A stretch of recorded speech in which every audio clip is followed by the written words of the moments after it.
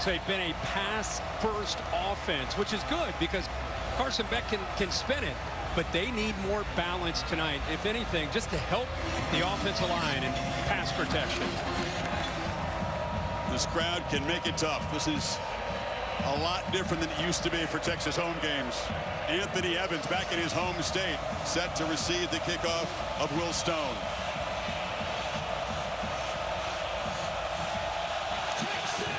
And the lefty pounds a line drive through the end zone. Carson Beck, of course, the fifth-year senior. Solid year, but he has thrown those 5 interceptions, threw 3 of them against Alabama and a couple against Mississippi State in the last ball game. Yeah, and you know, I think the adversity that he's been through really helps him on a night like this. 18-2 is a starter in his career, both losses against Alabama. I think Texas been playing a lot of zone this year. I think you'll see them dial up some more pressure than they have all year. They'll need to. Longhorns allowing just 6 points per game. Under 300 yards total offense to opponents. But by far their biggest test. Throwing for Santa, it's a slant. Low ball incomplete. Tried to get Dylan Bell. Took the impact players. Yeah, the receivers on the outside are going to get an opportunity. Trevor Etienne, watch number 1. He'll be all over the field. Arian Smith's got to make plays and hold on to the ball downfield. 11. Colin Simmons, a true freshman. Watch him off the edge, rushing the quarterback and Anthony Hill. The middle of that defense on early downs. They'll move him opposite of Simmons to get the pass rush going. Does a great job in both off-ball linebacker and defensive end. Simmons has been spectacular. Wow. 4 sacks already.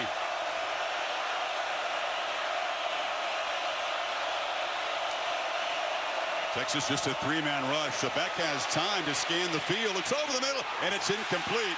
A little bit behind Bell, targeting him again, and very quickly it's going to be 3rd and 10. Boy, you know, a little bit behind, but that's a ball early in the game. Bell's got to make that play. They're going to go hurry up here to prevent Texas. Well, Texas still got their changes that they needed to make. Well, that's a ball Bell normally would make that catch. Kirby's standing right next to the official up top. I don't know if he's going to call a timeout. Yeah. Texas had an extra guy in the field, so I think both teams were eager to call a timeout that time.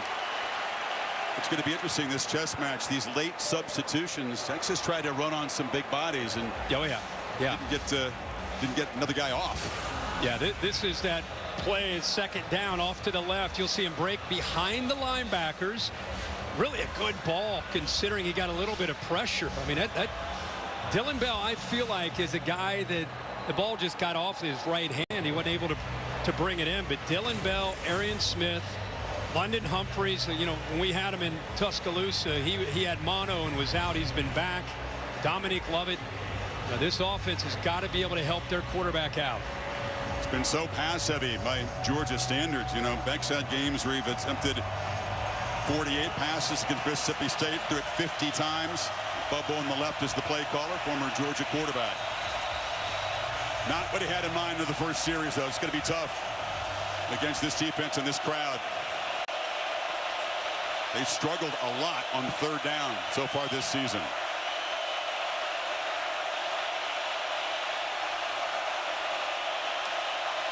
Texas doesn't bring pressure. Ball quickly to Etienne in space. He's got some work to do. Makes a couple men miss, but he's not going to get there.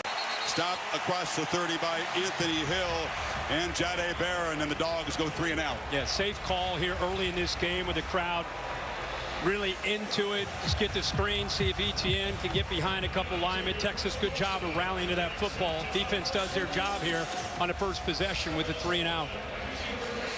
Silas Bolden is an aggressive punt returner, doesn't like to fair catch.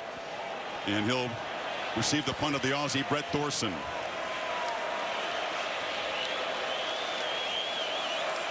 Texas comes after it. Thorson gets it away. It's a booming kick to the far side, and it'll bounce out of bounds. That is a tremendous punt with great hang time, 58 yards. So here comes Quinn Ewers. He has been coming back from injury, missed 2.5 games, finished strong against Oklahoma after a shaky start through a pick in the first series. Well, Quinn Ewers has command of this Sark offense. Sark, I think, if he's not the top play caller in the country, he's right up there. Really does a good job pre-snap movement, makes the defense adjust to communicate. Really good job of mixing his run, marries it well to play action. There's just a lot to deal with. Georgia has to communicate, an area that has not been overly consistent for them this year on the back end. Ewers looking to throw and delivers a strike. Stretching near the first down marker is Jonte Cook. Checking, it's Isaiah Bond. Those are impact players. Ryan Wingo, the true freshman, is electrifying after the catch. How about Weisner last week in the Red River rivalry? Keep an eye on him. Michael Williams getting healthier and healthier. 13. And Malachi Starks will line up everywhere with his versatility. Fake it to Weisner, flip it in the flat. That's Gunnar Helm, the tight end, has become a downfield weapon. Short gain there for a first down, knocked down by Everett. This offensive line is massive, experienced. You got prototypical athletic tackles, big guards, and Jake Majors making his 48 starts. How about that? First down throw. Check down again. And the catch is made by Juan Davis, the tight end, and they pick up 5. Ewers right now, now remember the last week's game. Couple throws early against Oklahoma. He had a few weeks where he was off with the oblique injury. A couple of those throws where he had open receivers. He just sailed a couple, just a little bit, just kind of settling back in. And tonight, Sark trying to just get him a couple easy throws and get him into that rhythm a little faster than a week ago. And Travian Weisner tries to get the edge, gets a nice block from Davis, the tight end, and he's got 7 or 8 in the first down before Jalen Walker knocked him down. We're still on the Sarkisian script at this point. Yeah, there's watch the receiver here go inside. Watch how the corner follows him playing man, and so now you're able to get to the edge a lot easier. Got a blocker out there in front with Juan Davis. Weisner off a 100-yard game against the Sooners. He's been on fire the last 6 quarters, over 200 yards rushing. He goes in motion. Ewers pitches to the far side, and that's Ryan Wingo, the electric true freshman receiver, but he stopped right there by Starks. Well, Kirby understands better than anybody what he's facing with Sark. He's prepped his team all week on the different formations and personnel groupings and pre-snap movement. So far, they're keeping it simple, not moving around that much. Weisner hesitates and then plows into heavy traffic there for a short gain. It'll be 3rd down and long. That's a much better job by Georgia. And what you expect from them with those big interior defensive linemen just holding their spot, anchoring down, not letting those linemen win the double teams and get up to the linebackers. Nowhere to run into the interior. Give 97 Warren Brinson a lot of credit that time in the middle.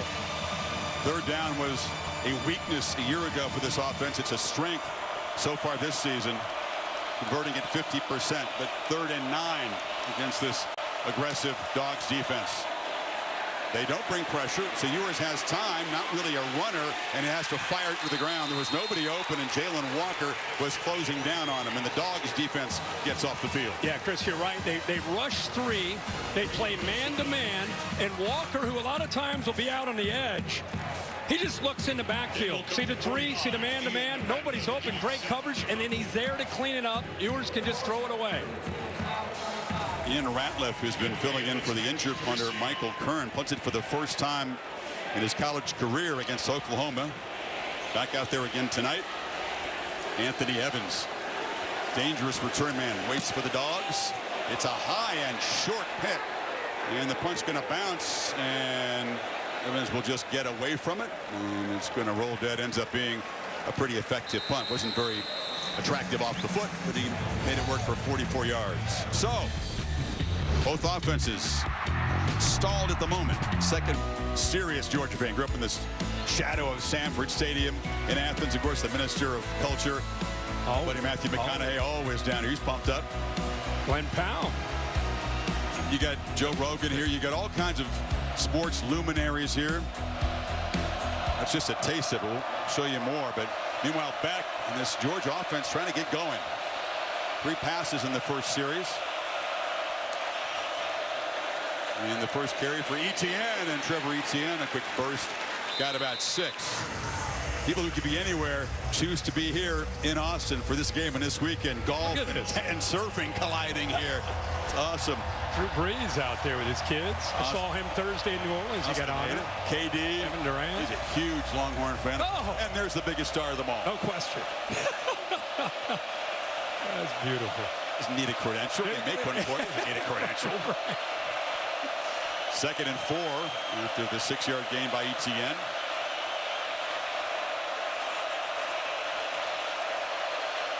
Using a lot of the play clock. You fake it to Etienne and back over the middle, and it's intercepted. Andrew Makuba went up high, and again, Beck throws it to the wrong team early in the game and sets up Texas in plus territory. Boy, what a bull rush right in front of Carson Beck, and I don't know if it impacted him. Really good job of feeling this. Right here, you'll see him come up and then get his eyes back and get in position. But watch the right tackle. Watch this bull rush right here. Trey Moore just throws the big tackle into the backfield. That's trust. But what an incredible read and feel there to come up with that interception, give their offense football in plus territory. Transfer from Clemson. He's new to this team, but he's very experienced, very savvy. And Texas set up at the Georgia 42.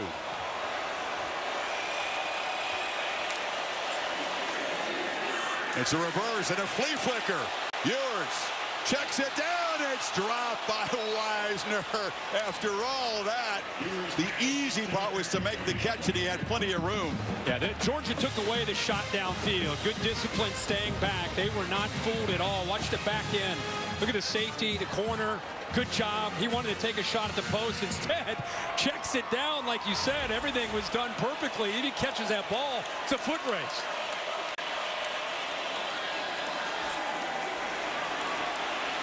And a check down. Wisner this time makes the catch. It's so characteristic of Sark, isn't it? Big shot after a takeaway, immediately aggressive against a sudden change defense, and they had him fooled. Yeah, but I think you're right. Georgia took away the deep shot. They were able to check it down. I think Georgia right now, they're saying, listen, we're going to keep a lid on the top of this defense. We're not giving up explosives. Glenn Schumann understands, you know, that's been a real strength of Texas, the ability to create big plays, make them have to earn it, checking that football down. Both sides pointing at the other side. There was Ingram Dawkins coming across very quickly off the left edge. And it'll be against Georgia. Makes it a much different proposition on 3rd down. Now it'll be 3rd and 4 after the mark-off. Just a little anxious on that 3rd and long. You see they're bringing pressure that time with C.J. Allen. The 93 just jumped a little early there. Different play call now for Sark. Still goes bunch. 3 receivers there off to the right. Oh, movement by Texas. Yeah, there was a flinch, and they'll give the 5 yards right back.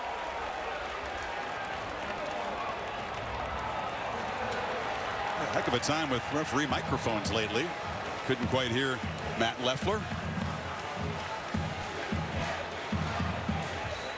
Still these two teams just feeling each other out. They feel the same hype that you and I and everybody else felt when we were down there. Had almost a national championship pregame feel. Michael Williams slowly getting healthy, Kirk. He can come in on pass rushing downs, and he is elite in that department. You have to account for number 13. Pressure comes. It's picked up. Pitch to the near side, and it's incomplete.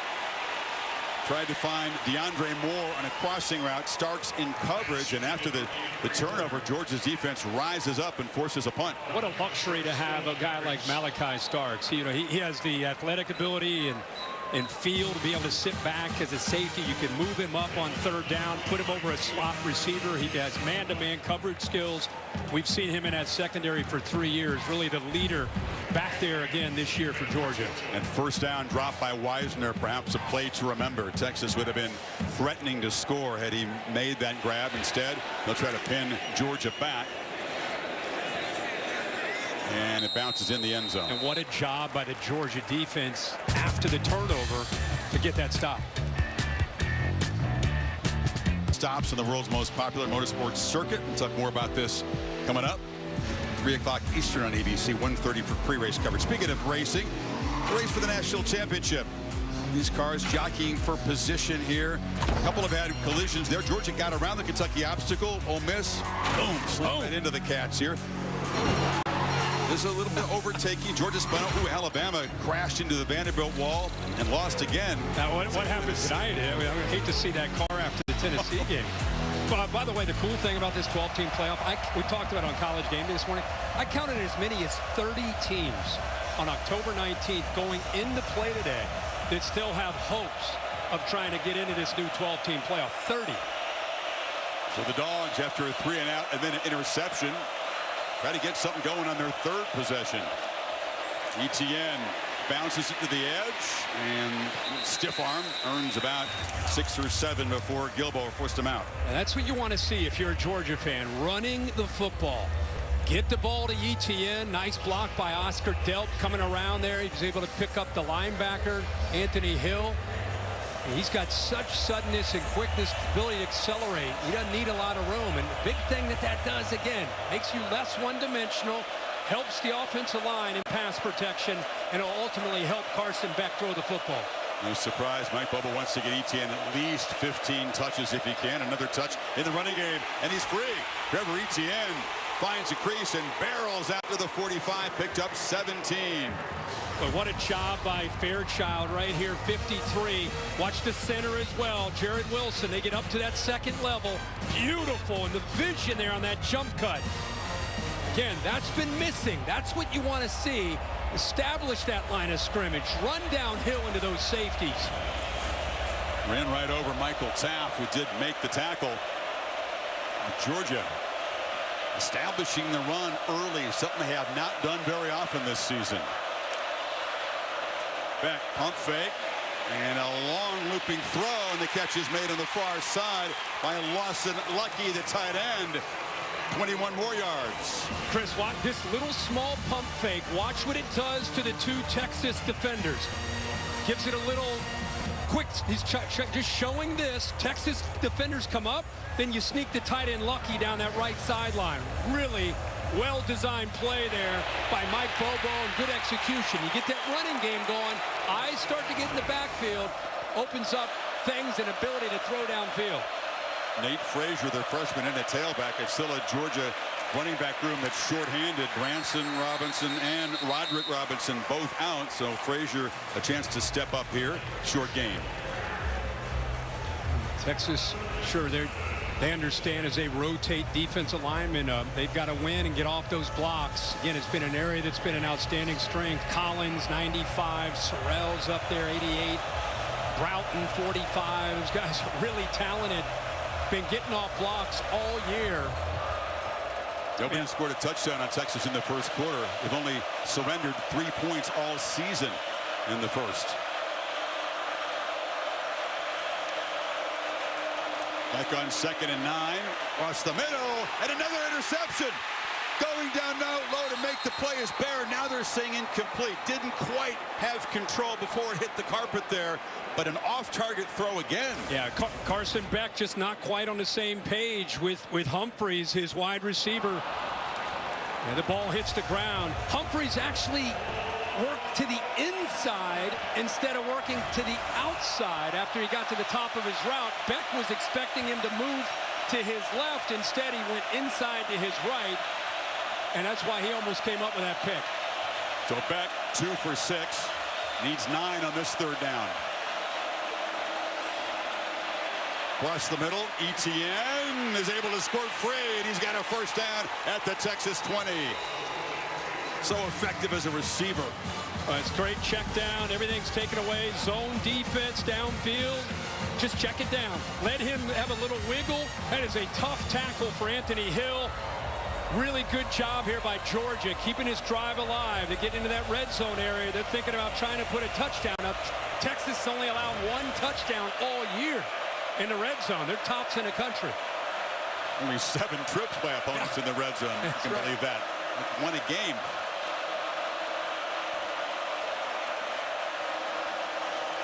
Back from the pocket, which is collapsing, throws it short. And the catch is made for a loss by Anthony Evans. Baron Sorrell took time away from him.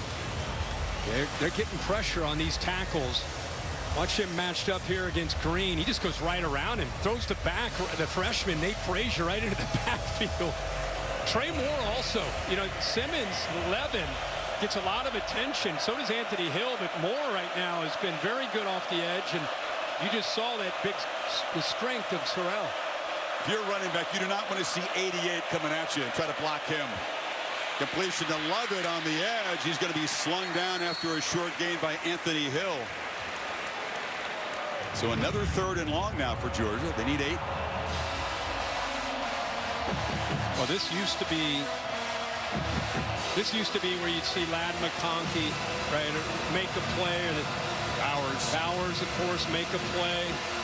It's a new cast of characters. No Bowers, no McConkey. 3rd down has been a lot tougher for this offense. Pass Jones to the right of back. See if Texas brings pressure. Now they rush 4. Ball out quickly, and it's juggled and intercepted. Jahdae Barron got it. It hit the hands of Lawson Lucky, and a second turnover here in the first quarter. How important, game of inches, is accuracy from that quarterback spot. I mean, Carson Beck's an outstanding quarterback. He's one of the most accurate. This ball is just a little bit high, and by throwing it a little bit high, it goes off the hands of Lucky right there. If that ball's down about 6 inches, ball's caught, it's a first down. He has to reach for it. Ball goes up into the air, and another interception in the first half. Now in his last 4 games, 3 of those have been in the red zone. 2 in his first 10 attempts tonight. The Texas backed up at the 5-yard line. Wisner off the left side picks up a few. The thing you wonder, we've seen this happen going back to Deshaun Watson, Trevor Lawrence at Clemson. When you have all the preseason hype, all the expectations, these guys, I think sometimes they feel that. And I haven't talked with him about this, but it's just watching his game. Guy threw 6 picks all of last year. He's thrown 7 already this year. I think it's trying to live up to sometimes unrealistic expectations and trying to prove that you're this guy everybody's talking about of being one of the top picks in the draft. You just got to let the game come to him. Yours downfield shot, and coming back to try to make the play is Wingo, interfered with by Dalen Everett.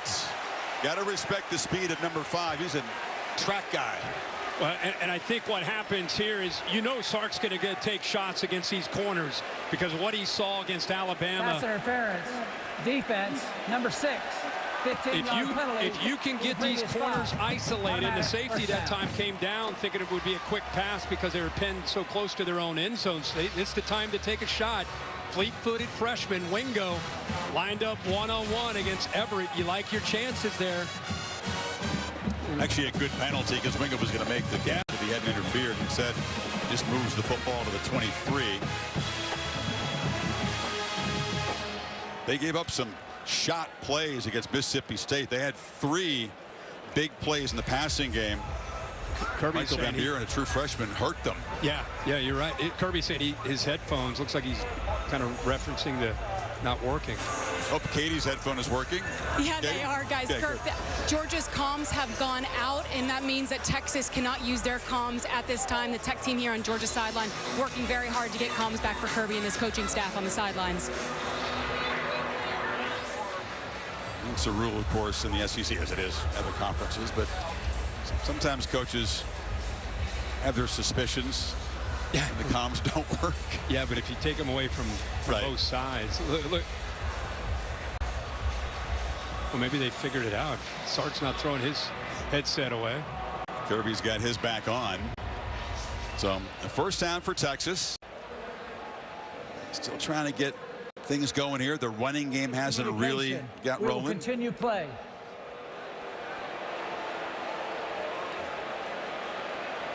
Matt Leffler making the announcement about the headsets being down, but thankfully they don't stop the game for that.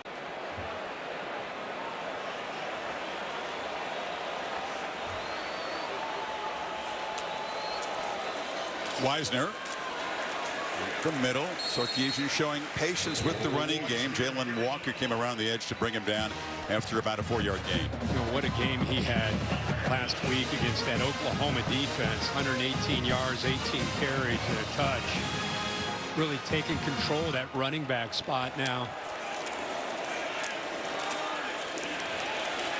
Georgia all over him that time. Warren Brinson, the 310-pound senior, smothered him. He's back healthy now, and it makes a difference for that Georgia defense. Yeah, it really does. I mean, that was the concern with the injuries that they had and everything that they sustained early in that game against Clemson. Their defensive line didn't have the depth. And not only do you now have the depth, you got difference makers like Brinson. We've already seen him show up twice against the run game. Jaden Blue is the running back. Longhorns looking for their first third down conversion of the night. And he's smacked. Ewers has pounded. The ball comes out. Still rolling around. Still up for grabs. And it looks like Georgia has recovered at the 12. Ewers got blasted. Dalen Everett recovers the fumble. After knocking it loose, and then there was a scramble. About 4 or 5 guys had a chance, but Georgia creates a takeaway. Now, this is the most important thing. Anytime you do this, you bring this blitz, you got to disguise it and come late. See, the back stepped up with the pressure coming from the middle, and this time the pressure from the outside gets home. The quarterback Ewers never felt it because it came so late. He never had a chance to see it out of the corner of his eye. And you said, Chris, the ball's bouncing all over the place. And finally, Everett, who caused the fumble, actually ends up getting on top of it. And boy, the Bulldogs are in great position now. Ewers has had really good protection so far this season, but a different deal against the Dogs. So Georgia, silver platter here. It's Dylan Bell, the tight end, who takes the handoff and gets around the right edge, picks up about 5. But Bell, what a weapon he can be. I remember last year with some of the injuries they had in that backfield. He's a receiver, but took some carries last year as a back, so they have a lot of confidence of getting him touches. Remember, we know about ETN. They want to find guys who can be difference makers, especially in this low red area for Kirby and for this offense. Carson Beck, after throwing the pick, a chance to get that behind him, try to put 6 points on the board. ETN far to the right. On 2nd and 5. ETN's got the ball, gets a quick block, and Trevor knocked down near that marker at the 3 by LaFau. That's basically a run play. You line him up there. He's got wide receiver skill set. Just put him out there. It's really just a matter of trying to get underneath this block right here. 84 does a nice job, and now ETN trying to get behind those linemen. Let's say he's getting his touches tonight. 3 runs, 3 catches, and 1st and goal in the final 30 seconds of this first quarter. Hey, he's going to get at least 20 tonight.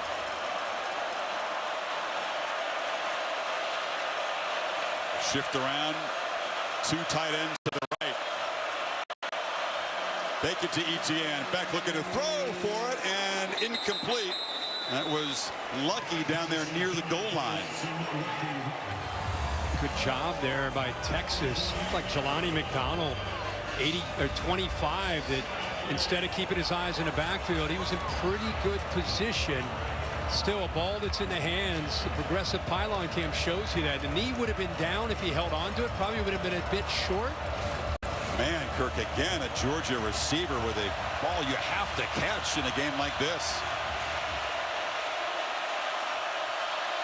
2nd and goal.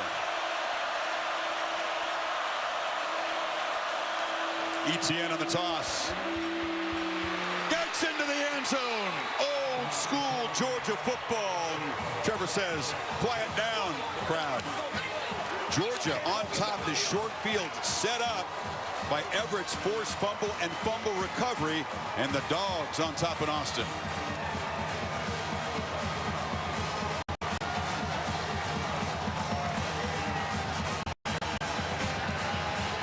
Old Georgia fans love to see that toss sweep.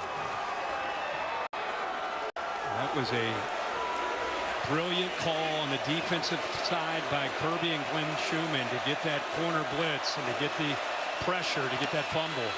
Carson Beck is the holder. Had to come up with it. It wasn't completely clean, but Woodring knocks it through. It starts with, remember, Beck throws the pick. Now you got Texas with an opportunity, third down. Great time to call this. They disguised it very, very well. And that ball bounced around forever until the man that caused it ends up coming up with the actual recovery. Here's a great block by the tight end, Delp, who opens this up. Crack toss right there on the edge. You get the big right tackle, 73, getting outside. Nice job sealing the edge. Georgia is on the board first here in Austin. And Trevor Etienne is very, very involved tonight. 5th rushing touchdown of the season for number 1. And already 7 touches in the first quarter. A lot of times offensive coordinators say, we got to get this guy more touches, and then they don't. But Mike Bobo has made good on his promise. Oh, yeah. To get Etienne heavily involved, and especially early in the game. In a variety of ways. Move him around. They've been throwing a lot to set up the run later in the game. It's tough to come out against the defense like this in this crowd and run it early. Matthew Golden has a crease. Look out. They're trying to run him down. Golden tight roping down the sidelines. Will finally step out, but there is a flag on the field way back at the Texas 20. And this one's going to come back, it looks like. I think it's a hold. They're going to bring this one back. It's like Warren Robertson. Jeff Banks, that special teams coach, steaming. That was a chance to reclaim momentum right there. Oh, yeah. Now they're going to be backed up after the mark-off.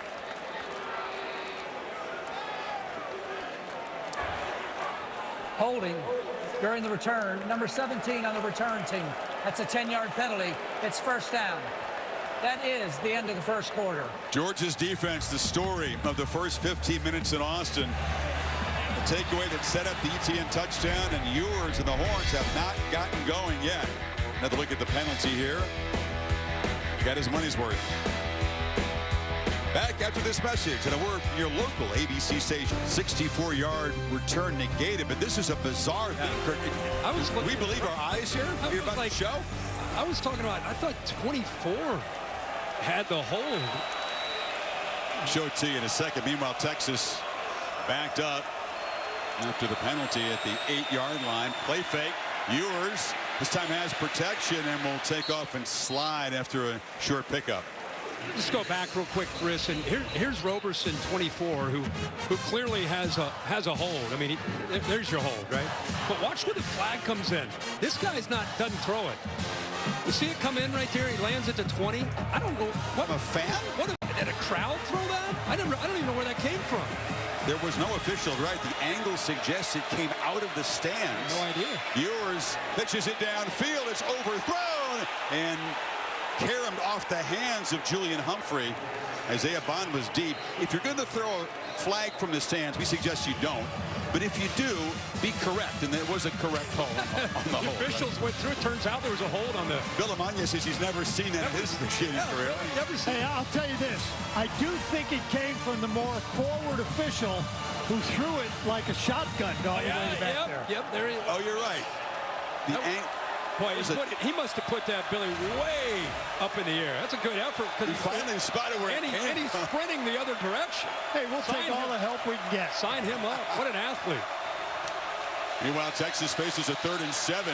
Ewers from the end zone, still trying to buy time, stumbles forward and takes a sack. Jalen Walker, the elite pass rusher, got there, and this Texas offensive line has their hands full with the Dogs so far. How about that? You don't have to blitz. You just bring 4, and this is their top pass rusher. Man, is it fun to watch him when he is on the edge of this defense. He's had to play off-ball linebacker because of the injury to Munden. This time one-on-one. That's first-rounder against first-rounder. Exactly. That's big news because Kelvin Banks doesn't give up sacks. Yeah, that's once in his career, I think, coming into that. Wow. What a win. Good coverage downfield to allow Walker to get home. Now we got another flag.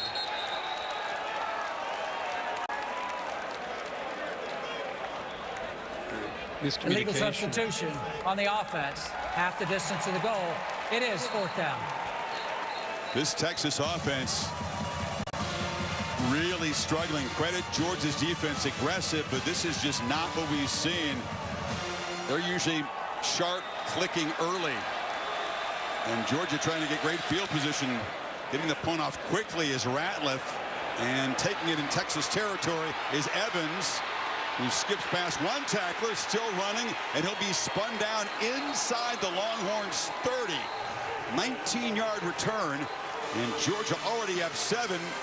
Again, with tremendous starting field position. Something to remember as this game continues. Georgia's defense. We talked a lot this year. Boy, they don't seem to be as disciplined. They don't seem to be lining up and doing the things that we've seen Georgia defenses do in the past. How about this start in this first half? Their own offense with the 2 interceptions. You know how many points? Obviously none. They have stoned Texas defense, not just throughout this game, but after their own offense, putting them in tough spots. So the defense has arrived for the Dogs tonight. What a contrast to their other big test on the road. They were shredded, give up 28 in the first 20 minutes in Tuscaloosa. Very, very different looking Georgia team tonight. Bell in the backfield, 3 receivers to the left, and now Bell motions out. Beck took a look short, now checks it back to the right, and all over Lawson Lucky is Anthony Hill. He'll lose 3. And they move Anthony Hill all over the place. He's lined up right here. Eyes in that backfield, lined up there. He sees Lucky. As long as he beats that left tackle, 71 Green, to that corner, he's going to make the play. See the entire Texas defensive front not fooled at all on the screen. What a play Hill is. I mean, another monster game against Oklahoma. Smiles a lot, likes to have fun on the field. He is nasty. ETN far to the left on 2nd and 13.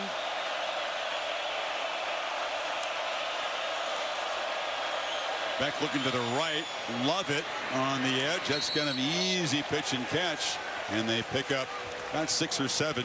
Gilbourne knocked him out. It'll be 3rd down at about 7. Chris, Texas they'll blitz some, but they don't blitz a lot. 124th in the country at their blitz package. They just believe in their front, and they believe in kind of bending but not breaking. Let teams move the ball, give up some yards in front, don't give up the explosive, and then squeeze in the red zone, where they're the top red zone defense as far as touchdowns allowed in the country. Just outside the red zone here. This would be a huge win for Texas on defense to prevent a touchdown and force a field goal attempt here. Beck, this time he is pressured. It's picked up underneath, and the catch is made by Arian Smith. Big play weapon. It's a small game, but enough to move the sticks. They were in a bunch formation. You had 3 defenders on 3 receivers, and this is just a crosser. This is just a foot race right here. Who's going to win to the other side? Smith, obviously, with that speed, separates, does a good job. Tempo and 1st down. Long pitch off the hands of Everett that time, or Lovett, excuse me. And Beck hurried that throw. That's a pass that needs to be thrown out in a hurry with soft coverage from Texas. They were going tempo, so they had what they wanted. He just hurried his delivery, and that ball sailed on him. I don't care who you are, as good as you are, if your mechanics get off a little and you start to press and hurry, the ball could go anywhere.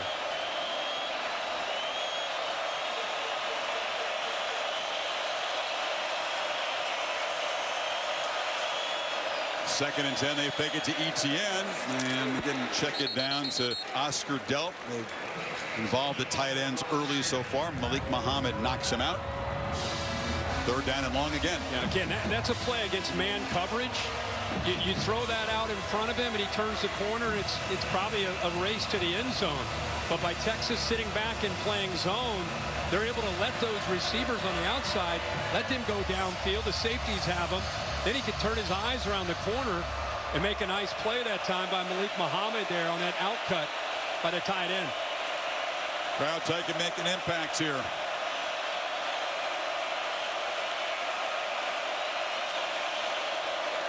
Slant incomplete. Lovett was coming in the middle. I don't know if he felt some footsteps, didn't make the catch, and Texas is able to force a field goal attempt. Well, it's because, you know, I think he sees 88 Sorrell. Everyone's lined up. Look at everybody on the front, but watch as the ball is snapped, how he is expecting head on a swivel. He gets out there just enough to be able to get in the way of that throwing lane, and I think ultimately impact the accuracy of that throw. A pretty accurate throw. Maybe the receiver felt 88 getting into his face. So back now holding for Peyton Woodring, who's missed only one all season, and that was from 55 yards at the end of the half against Mississippi State. This from 33, and he does get it inside that right upright. So Georgia given a gift there. Great field position off the return.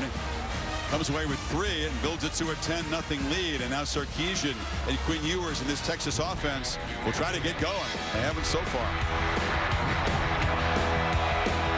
Will we have a 16-0 team or a 17-0 team? It seems very unlikely. Hard to imagine. The last of the undefeated teams in the Southeastern Conference down 10 on their home field early second quarter.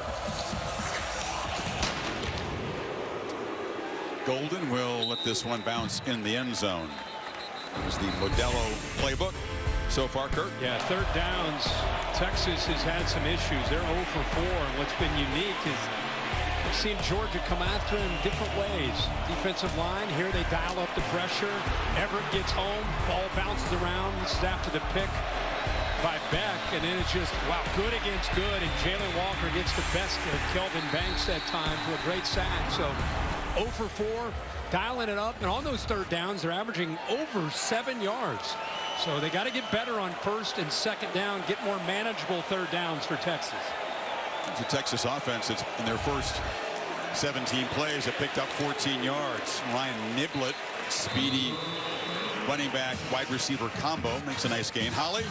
Well, you guys are talking about Texas's offensive line handling that pressure. I just saw their tackles, Kelvin Banks and Cameron Williams, having long conversations about hand placement. How are you handling this pressure? They're trying to help each other on the edges. They're getting a lot of different looks from Georgia up front, and they're having great communication to try to sort it out so they have some better success on the offensive line.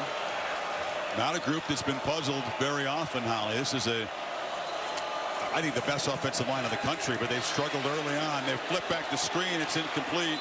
There was pressure there, but it was overthrown. Brinson was in the face of Ewers. Well, we talked about this on College Game Day. Anytime a guard pulls around like this, that usually is an indicator for the linebacker to get out of there. Instead, they prepped this all week. They knew exactly what was coming. That guard pulled around, and you saw 5, Raylan Wilson, say, oh, I know what they're up to. They're going to throw this screen pass. Great position, great prep there by Georgia's defense. Empty backfield. Let's see if the Dogs come after him on this 3rd and 6.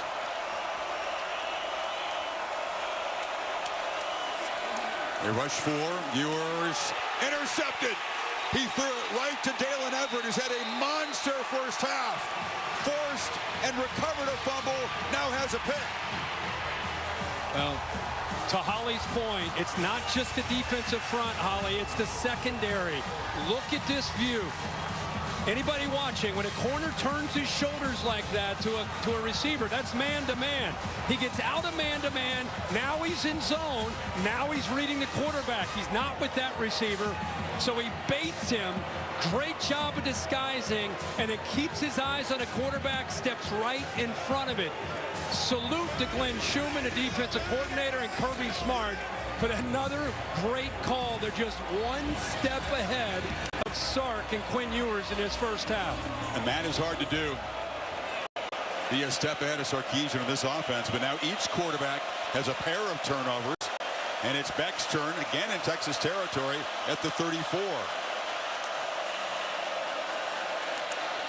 Pitch to the edge. Bell retreats after making the catch, and he's going to be knocked down after a short gain by Gilbo.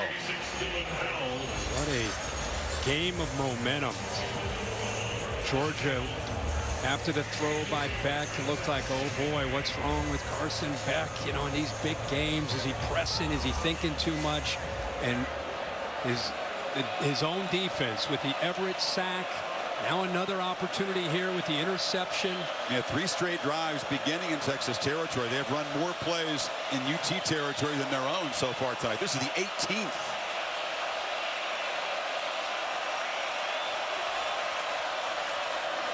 Fake it to Etienne. Another throw to the edge. Cutting free. Love it. Love it. Knifes down into the red zone, and the Dogs are threatening again. 17 more. Just by flashing this little fake handoff, watch what it does to this nickel. He hesitates. Now you got a little bit of room to make a move on him after the catch. So just a little flash in the backfield. You get it out to a quick receiver who's great after the catch. The nickelback was kind of frozen, respecting it, and now he's able to wiggle and get around him. Great play. Smith and Lovett off to the left on first down. Etienne. Trevor Etienne barrels down, dives for the end zone. Touchdown, Georgia. It's all Dogs in Austin so far.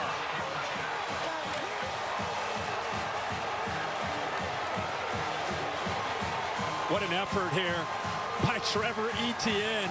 Great vision.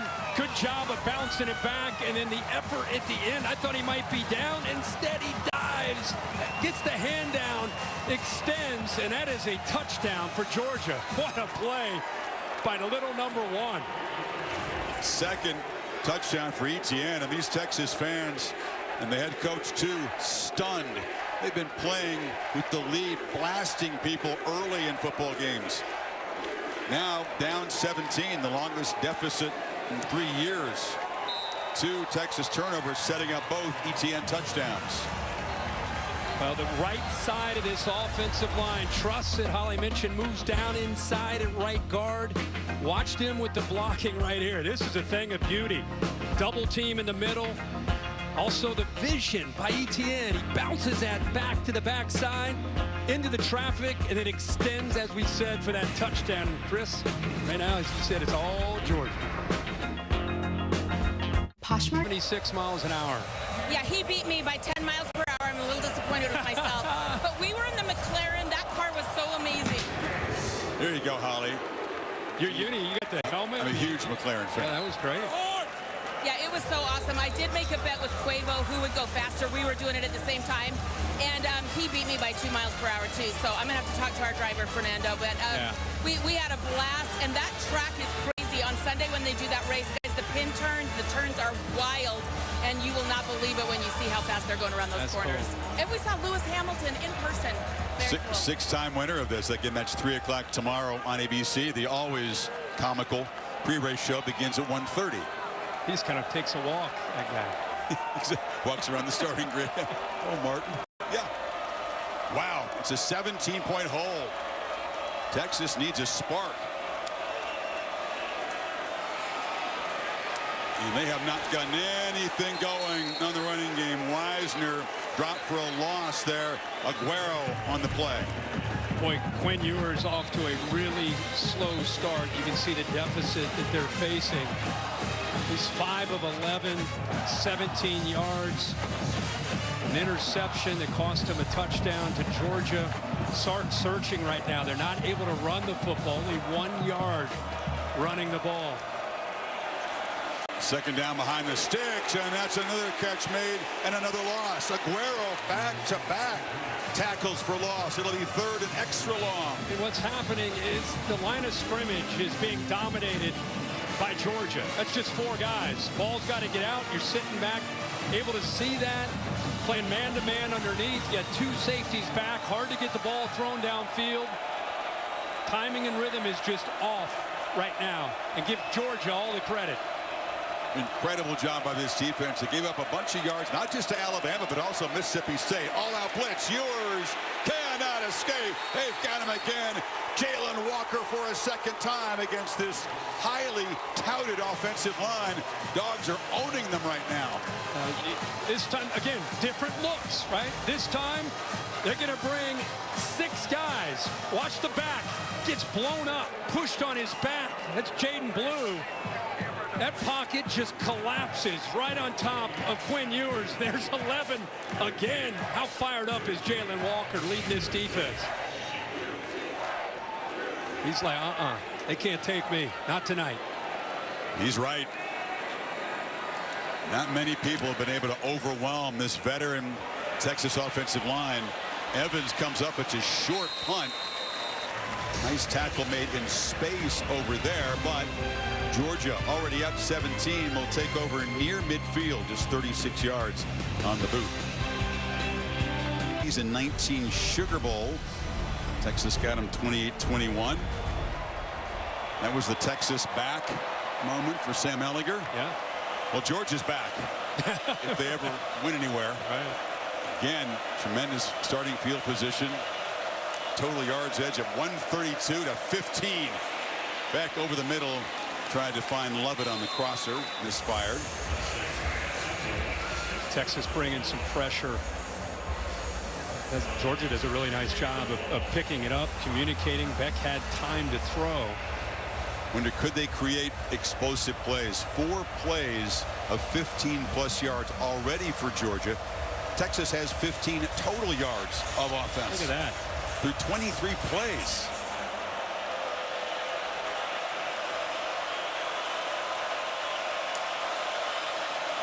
Beck steps up and checks it down. Pitch to the near side, and that's Anthony Evans still dancing free. Does get down. Makuba got him after a 9-yard gain right near the marker. 3rd down coming up. He's close. Yeah, he's about a half yard, full yard short. So 3rd and 1. Here comes Georgia going fast. Texas got to get their call in and get down and get the cleats in the ground, get ready to go.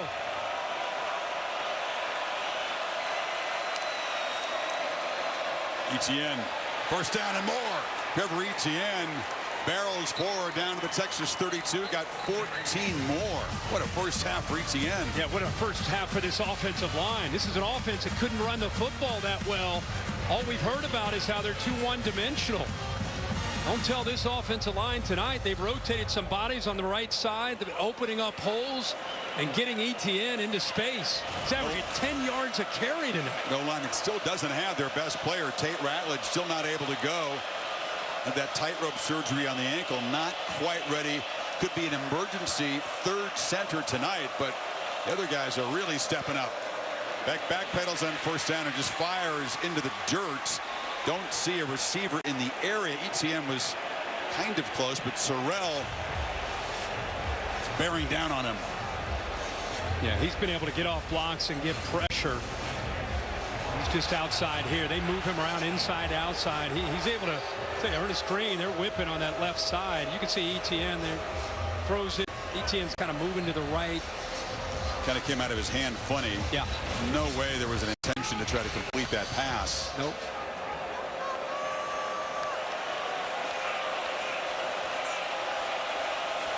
Already thrown 23 passes in the first half. He's on that 50 pass pace again.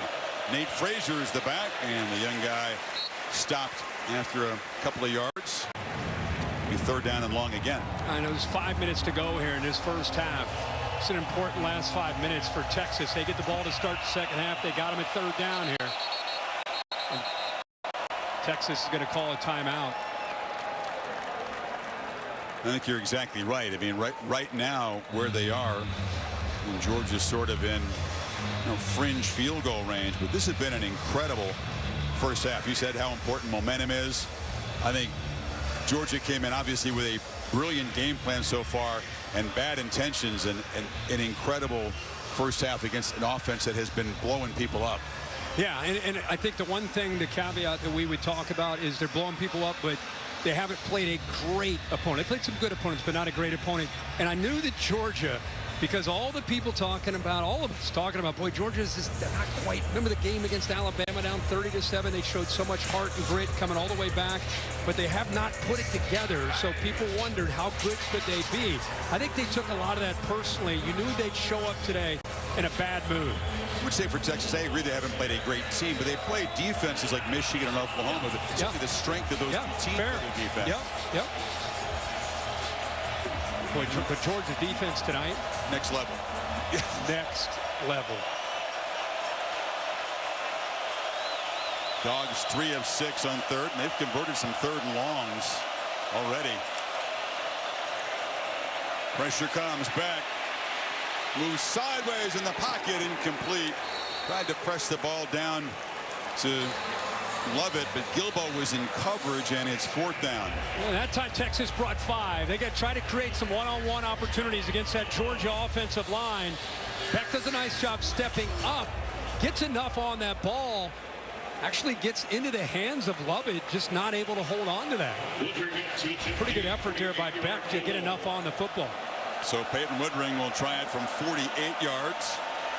He's within his range. This to make it 20-0.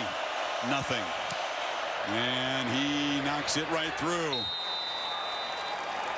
So Kirby Smart would have loved to get 7 and really keep the haymakers coming. Instead, Texas now down 20 with 4:43 before the break. This offense, again, if anybody can right the ship, it's Sark on the other side and try to figure this out with 4:43 to go. Again, this is an important opportunity, knowing that they do get the football to start the second half. He's looking at that play sheet, trying to figure out, okay, we're struggling up front, not protecting great, haven't been able to run the ball. Quinn is not feeling it at all. I'm not suggesting they go to Arch Manning. The only reason I would even bring that up, he was warming up during one of our breaks, is his mobility, his athletic ability to get away from some pressure. I think we'll see as this game goes on. I mean, again, Sark's been very definitive that this is Quinn Ewers' team. But I just mean with the line of scrimmage favoring Georgia. Do you think about what would it take? He said an injury to Ewers. That was what he thought would say. I'll check in with Kevin Nagandi in the studio. Kevin? Chris, Capital One halftime report, minutes away. Dan Orlovsky, Booger McFarland, Kevin Nagandi here. This score, wow, 20-0. You've been talking about Georgia's defense all day. What do you see? Georgia's defense felt disrespected, and they're dominating the line of scrimmage. Kirby has a game plan. Quinn Ewers is seeing ghosts right now. Yeah, this is very simple. Steve Sarkisian needs to turn to Arch Manning right now. Well, you got your wish. Quinn Ewers is on the sidelines, and Arch Manning is in. It's Arch time. Chris, Kurt, take it away. You're all over it, Orlovsky. The crowd, a huge ovation as the redshirt freshman comes in the game. Looking to throw in his first play, and it's darted. Georgia pressured him heavy. It was Aguero in his star position. Now, what does Glenn Schumann do to welcome Arch Manning into the game? Brings pressure off the edge. And again, that's what you do with Arch Manning. Athletic ability to get away from 11, get away from the pressure that Georgia's front's creating. Pressure off the edge, Kirk, and then Dan Jackson was all over the back. That wasn't going anywhere anyway. Now Wisner trying to turn the corner. It's been really tough to run the ball in Georgia so far. Picks up about 5, but still looking for their initial third down conversion. Interesting move here. Yeah, it is. It is. And remember, we talked about this Texas offensive line as a real strength of theirs. When Ewers there watching Arch Manning get his shot, they go empty. They're going to bring the talented back into the backfield. Wisner. How about this? You played 2.5 games, haven't played in a little while, though, and now you come in stone cold against this swarming defense. They heat up the pocket again, and Manning, although he's mobile, cannot escape. A flag comes down. Mykel Williams dragged him down just behind the line of scrimmage. I think Mykel Williams got his hand up into the face of Arch Manning. May have grabbed the face mask. Texas will take anything they can get right now. Mykel Williams, but personal foul, face mask, defense, number 13. 15-yard penalty from the end of the run. It is. Speaking of Georgia looking better, Mykel Williams looks closer to being near 100%. Right hand got up. He had to stop. He wasn't going anywhere, but doesn't 13 look different? Oh, my goodness. He looks like a different guy than we've seen the last 3 weeks where he's been on a pitch count. Just super talented, can be a game wrecker. Back healthy now. Punt fake from Manning, who steps up and fires low. Again, the pressure from Jalen Walker, who's just been a nightmare so far for Texas. Yeah, and not only that, nobody blocks it. So when you don't get blocked because you're getting looks where he's hesitant here, so nobody picks him up. Back's on the other side. Back doesn't. He helps with a chip on the left, but you want to keep an eye on 11 and White. He's one of the best pass rushers in the sport. There's a flinch. Boy, this Texas offensive line continues to be unsettled, very out of character. Only 6 sacks allowed on the season. Georgia's got 3 already. I mean, Kelvin Banks has given up a sack. That's a headline. Number 56, 5-yard penalty. It is second down. When you're consistently getting beaten for an entire half, your mind, you're not yourself. And it's time the right tackle, Connor Williams. I mean, all the things that you do subconsciously, the communication, all that, the teamwork, the continuity, it's being challenged by this front from Georgia.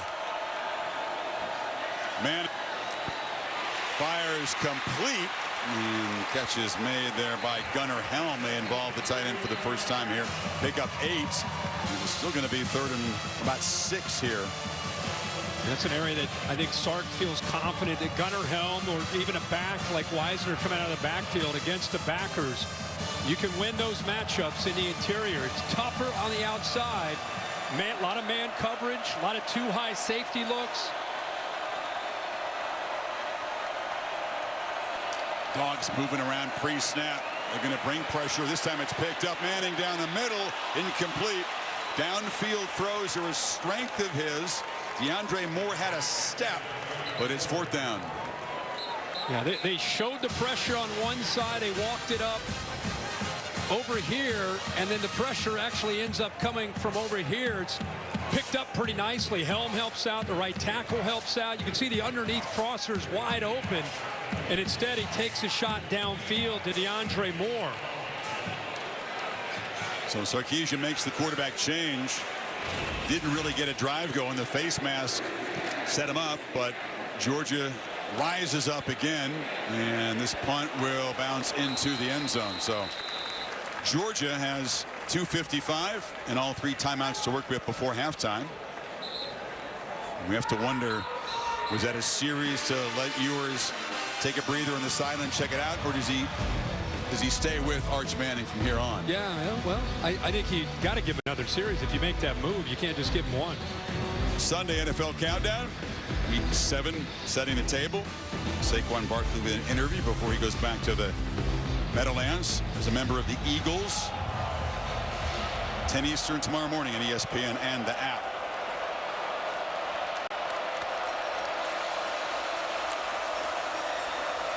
ETN, a first down run. Stop at the line of scrimmage. Alfred Collins, big fella in the middle, made the stop.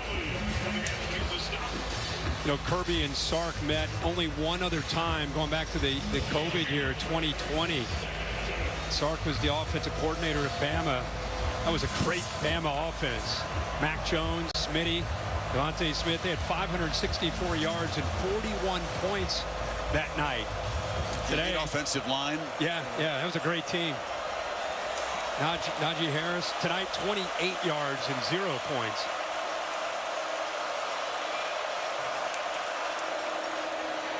Ball on the edge. Love it in space. Takes a hit. Knocked down a yard short of the marker by Michael Taff. You know, as much zone as Texas plays, when you have motion like this, you go from one. So look at the Texas secondary. No one moving. So he understands he's got to get the ball out there because look at that soft coverage. All you have is 11 Smith to make one block and then all that space. 2-minute timeout. Georgia will face this one kicked off, and these folks are stunned. #1 team in a 20-point hole, just trying to get to halftime and regroup. I think everyone's in shock. Except those who live inside the Georgia Bulldogs. I think they expected this. Yeah, of course. Need a yard here to get this drive going.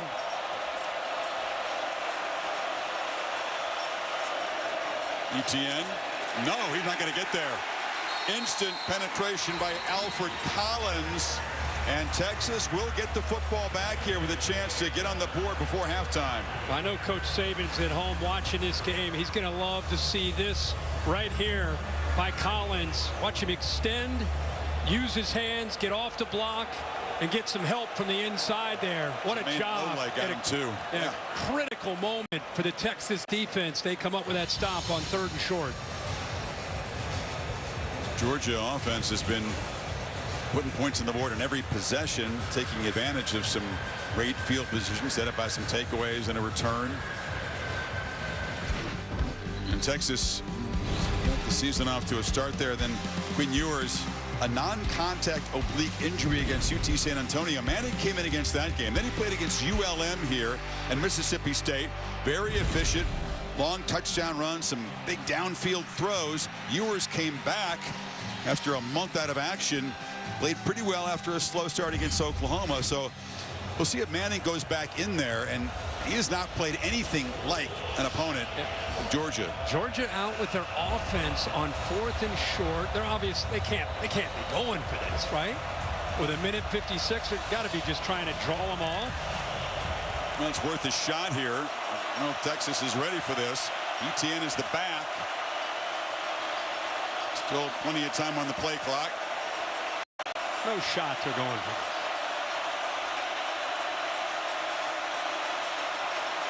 Nope, no play and no biting from the Longhorns. They're too experienced for that. Worth the shot, though. So Quinn Ewers has really struggled from the start, not gotten the protection he's used to having. Things just haven't clicked for him. It's happening really fast. The line side sack by Everett there. I think what you just said is the perfect phrase. It's happening really fast. Even for a veteran like Quinn Ewers, this defense is giving him so many different looks, and the pressure is getting to him so quickly. He's uneasy. He's out of rhythm, and it's going to be up to Sark at minute 56 to go to try to help these quarterbacks, whether it's Arch Manning or Quinn Ewers. They got to come up with some answers, because right now the line of scrimmage favoring Georgia really on both sides of the football. Thorson out to punt. Bolden would love to set up Texas with some field position. They don't have a timeout, but do have a minute 56 to work with.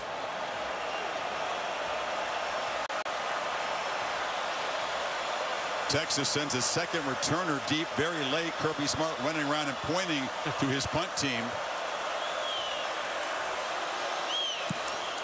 Thorson booms it high, and Bolden lets it bounce, and he's going to field it on the bounce. Slammed down immediately. Fooled no one. 49-yard punt. So Thorson does his job, and here comes Arch Manning. Obviously the son of Cooper Manning, older brother to Peyton and Eli, elite recruit. Came here, redshirted a year ago. Thought he might have his turn this time, but Ewers decided to come back, and it's been a very interesting relationship. Ewers has mentored him a little bit. Manning has also helped Ewers in some certain respects. Yeah, absolutely. Team believes in him, that's for sure. This is a quick baptism, though. You're showing a lot of his passing. We keep talking about his athleticism. If he's going to bring him back, his legs will have to be a part of it. Runs a lot more like his grandfather than his uncles, and there he goes on cue. Manning takes off. Those long strides out across the 40. Different component to this offense, huh? Yeah, just talking about his legs. And the reason, not just that he's athletic and they're getting pressure, they're playing a lot of man-to-man. So when he gets away from an initial pass rush and surge, a lot of room for him to go. Throwing on first down. Checks it down to Jaden Blue. The crowd energy has just come to life. Obviously, Manning, everybody knows the pedigree. Everybody's excited about him.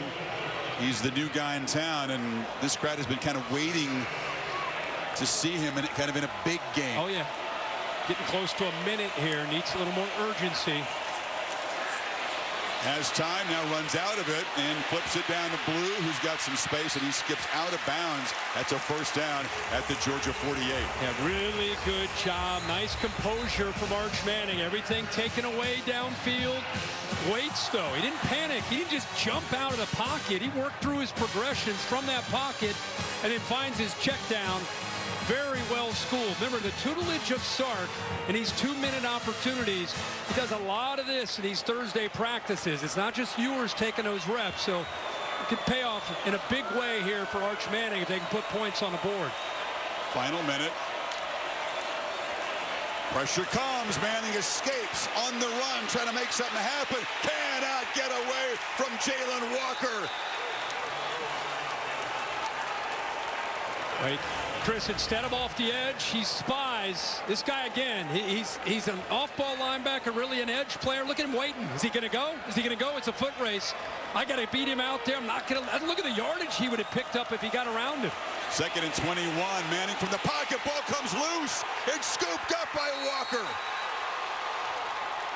Damon Wilson, who forced him out of the pocket in the previous play, knocks that loose, and Georgia with another takeaway.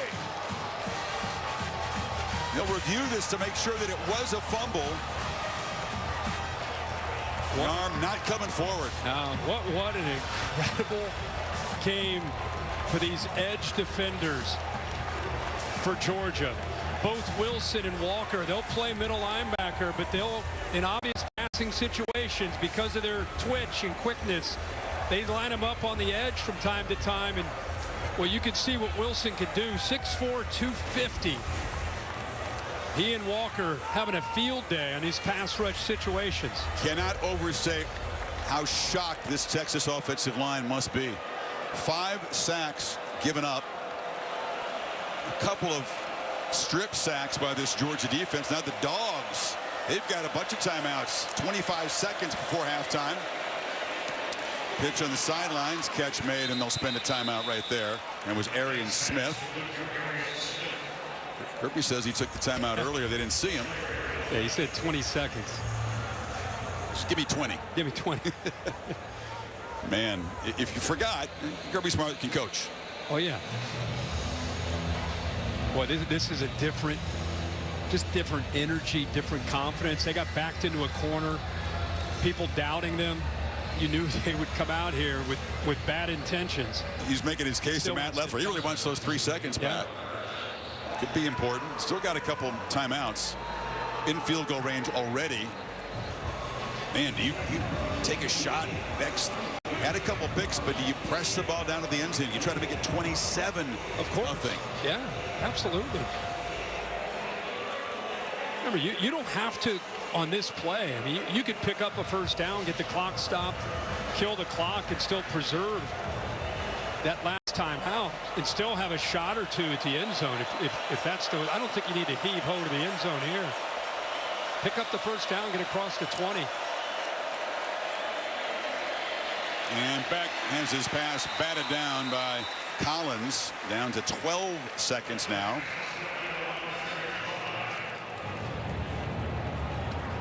Can still complete a pass in the field of play and spend that timeout. But they did use up precious seconds on that play. Well, Collins is a big man, massive athlete, 6'5", 320.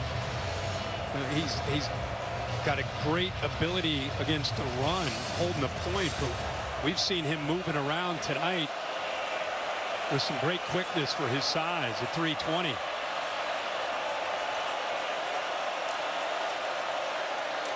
Pitch to Smith, and he's going to be trapped right there. The clock ticking down, 7-6. They don't get it stopped, and Kirby's going to let it run down and spend that timeout and bring out the field goal team.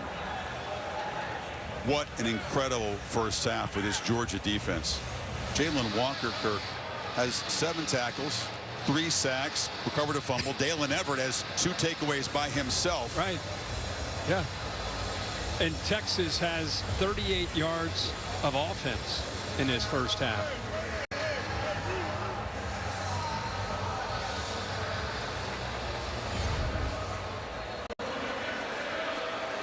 I don't even think Kirby thought it would be this dominant. I mean, I think he thought his team was ready. He was all business before the game. His team was too. Interesting halftime for Texas. What they do, how they adjust, and what they do at quarterback. I agree. Hayden Woodring trying to make it a 23-point halftime deficit for the #1 team.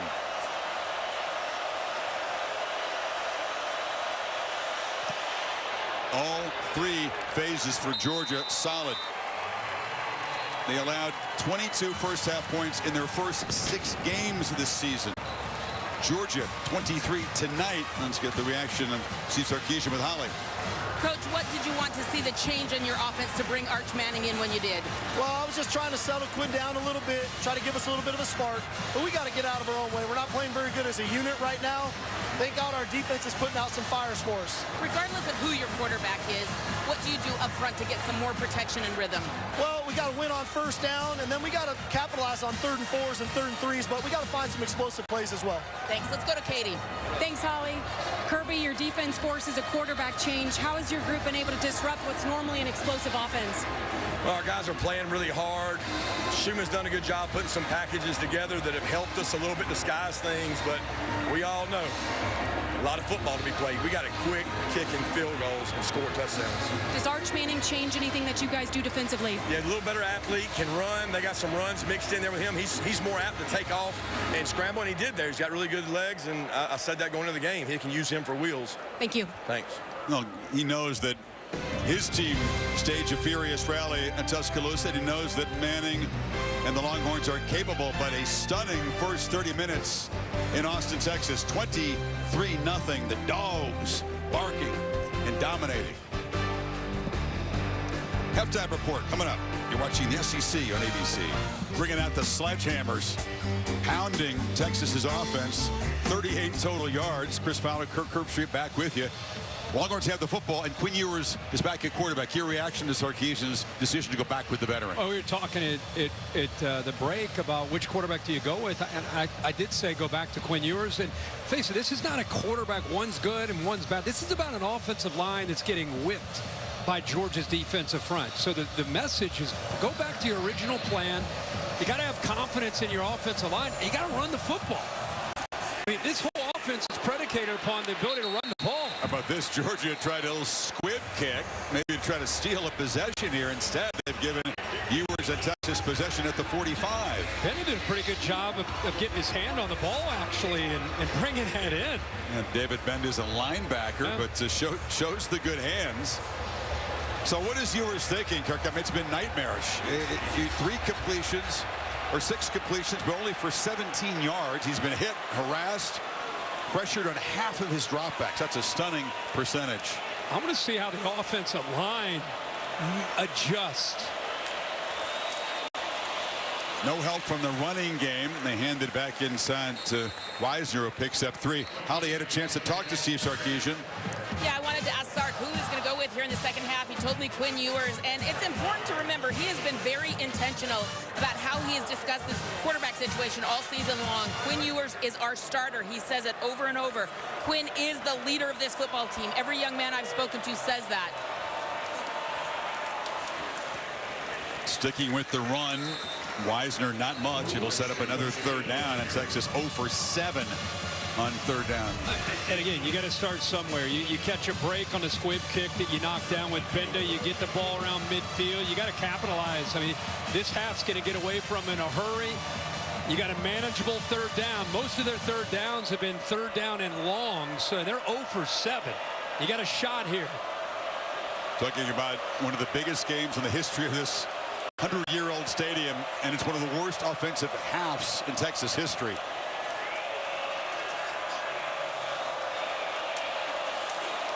Trying to run for it, pitch on the edge. Wisner falls forward and does appear to have 1st down yardage. Yeah, he's right there. That was good, hard running because C.J. Allen was right there. He had to try to run through him. Looks like they may mark this maybe a half a yard short. They spotted it back short of the Georgia 45. So offense out there needing about the length of a football. You don't have the most athletic quarterback. You know, it's always safe to get under center, sneak it when it's, I mean, you're looking at 4 or 5 inches. This is really tight. Instead, they're going to be in that pistol.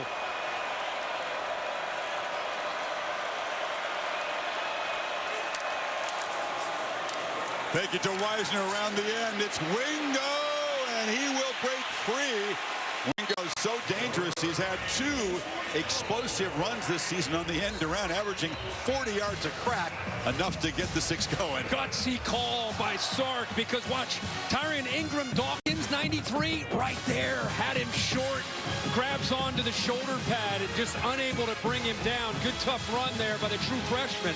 So they do pick up the first down. It's a real big man trying to bring down a fast guy. Wow.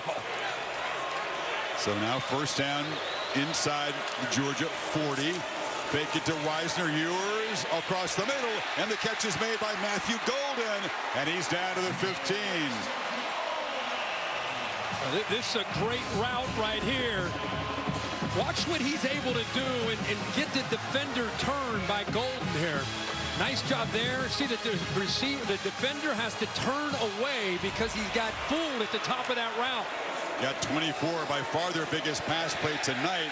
And now Wisner grabbed behind the field. Looked like they got a face mask there. So the second on Georgia, Williams was there, but again grabbing that face mask, and that'll set Texas up deep in the red zone. Face mask. Number 10. Defense. Half the distance. Automatic. First down. Move the ball to about the 8. Yeah, Damon Wilson. And he and Jalon Walker have been all over the field. And all over the quarterbacks. Yep. What an opportunity on this opening drive. Can Texas finish it off? Yeah, 3 points doesn't do a whole lot.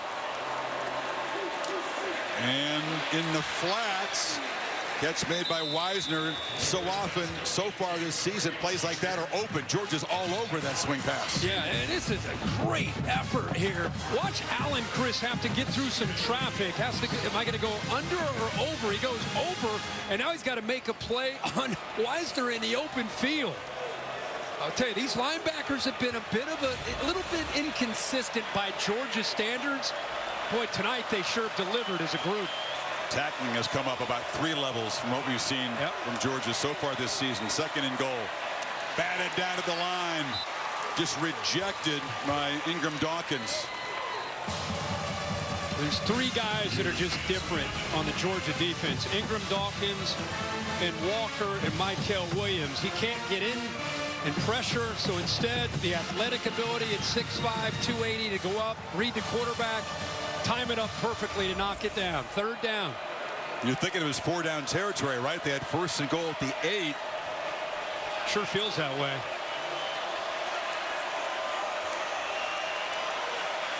Dogs crowding the line of scrimmage. Ewers has time. End zone broken up. And a flag comes in. K.J. Bolden, the freshman, was covering Matthew Golden. He grabbed onto his arm. I think that's what the official saw. He's trying to separate and pull away from the freshman. Bolden 4. Watch this, a little hesitation. Now right there, he kind of tugs on that arm. So first and goal at the 2 after the penalty. Bill Amania, you like that call of pass interference? Yes, sir. It was a good, it's an arm grab there that restricted the receiver. Good call. It was a lifeline for Texas, though. It's Bond in motion. He's been held in check tonight. They look to him this time, and Isaiah Bond will score. And Texas is on the board and still alive. They'll go for 2 here, you would think.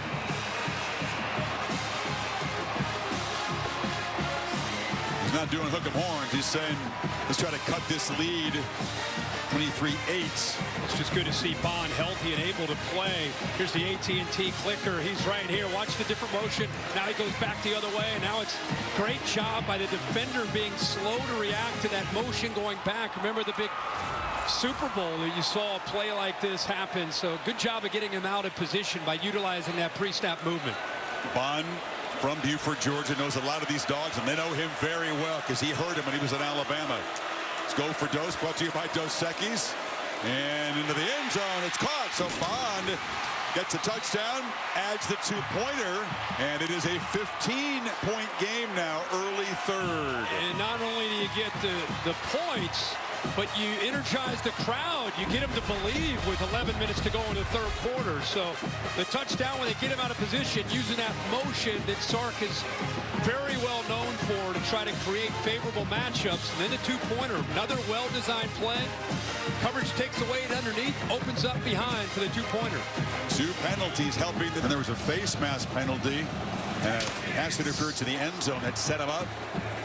Bond with the touchdown catch and the two-point conversion. Down to Katie George.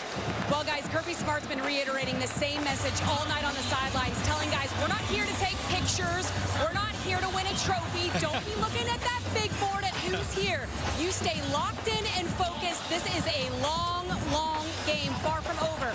Also worth noting, Jalen Walker went into the locker room just as the second half began. He did tell his teammates, I'm all good, but he has not returned to the sidelines here for Georgia yet, guys. Keep an eye on that, Katie. Thank you. He's been a force for the Georgia defense. Meantime, Dogs offense back to work. Beck attempted 28 passes in the first half. Etienne was involved, and he gets the first play, picking up about 4. Keep in mind, this Georgia offense, a couple guys get together, everything's good. This Georgia offense coming into tonight, they were 15th out of 16 in the SEC as far as running the football yards before contact. And wow. Their backs are getting hit basically at the line of scrimmage. Tonight, they haven't been touched until it's 7 or 8 yards downfield. Etienne averaging 7.3 per carry.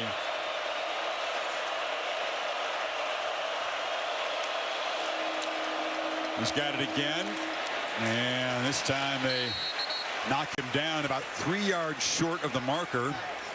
Younga Lafau on the play. So a quick third down. We're so enamored and caught up in Texas being down. What are they going to do offensively with their play calling? How they going to? What does Georgia do working with the lead? We saw what they did when they were down 30-7 in Tuscaloosa. They fought back. Now you're playing with the lead. You want to continue to be aggressive, continue to do what you've done to build this lead. It's Lovett motioning out. Bell is to the right. They get it underneath instead to Smith. And the speedster able to bolt forward for a first down before Alfred Collins knocked him down. What a job of trusting the left tackle, Green. Smith knew as he made this catch, 71's got to get out there, so he's got to work behind him. Got behind him, used him, not only the block, almost just used him, just get in the way of the defender, Anthony Hill, and he's able to pick up that first down. That's good timing there. We saw Ladd McConkey run that play forever in his Georgia offense. Fresh bodies on the Texas front. Frazier is back. They fake it to him. Back rolling and scanning, and it ducks down because Anthony Hill was coming at him in a hurry. Good move to get down there, Mr. Pack. Yeah. Well, the end result is him going underneath it, but what you want to watch is the coverage. It's a levels concept. And you have these 3 receivers here. Actually, they're a little bit too close together, but nobody, just nowhere to throw the football. So could have thrown that away and saved a few yards. Instead, he eats it. Goes down as a short sack behind the sticks on second down. And now a slant, dangerous play because Jahdae Barron, who's already got one tonight, kind of jumped the route. Well, he kept his eyes on the quarterback from the very beginning. Good job at time. Look at his eyes already. He's watching the quarterback more than he is the receiver. The receiver's in his peripheral vision. Boy, his versatility for this defense has been money. Uses his hand, uses the body to get around Bell, and then knock that away. That was beautiful. McConaughey's down there with the crowd trying to make it hard on 3rd and 12. Back pocket collapses around him. He throws another ball into traffic. It's broken up by Michael Taft, the safety, and Texas gets a stop. That's back-to-back plays by this secondary. Barron on the first one, and this time by Taft, the former walk-on. Watch his job here of just kind of feeling this, and then jump that. If he doesn't allow himself to trust his instincts and get downhill, that's a completion. Perfectly timed up by the safety. He was fired up in that sequence, as the Texas fans were. Bolden back to receive the Thorson punt, which is booming high and deep. A flag comes out again, no fair catch, and he's smacked right at the 6. Another good effort by the official. That was about a 30-yarder. Couple flags down. It was a 55-yard punt by Thorson. Almost 5 seconds of hang time, says Mike Black. We'll check the penalty markers. So it couldn't have been a better start so far to the second half for Sarkisian's team. They get the touchdown. During the kick, holding, number 24 on the receiving team. That penalty being forced from the end of the kick. First down. That's the first thing that's gone wrong in the third quarter, because it'll back them up. They'll begin the drive down near the 5-yard line.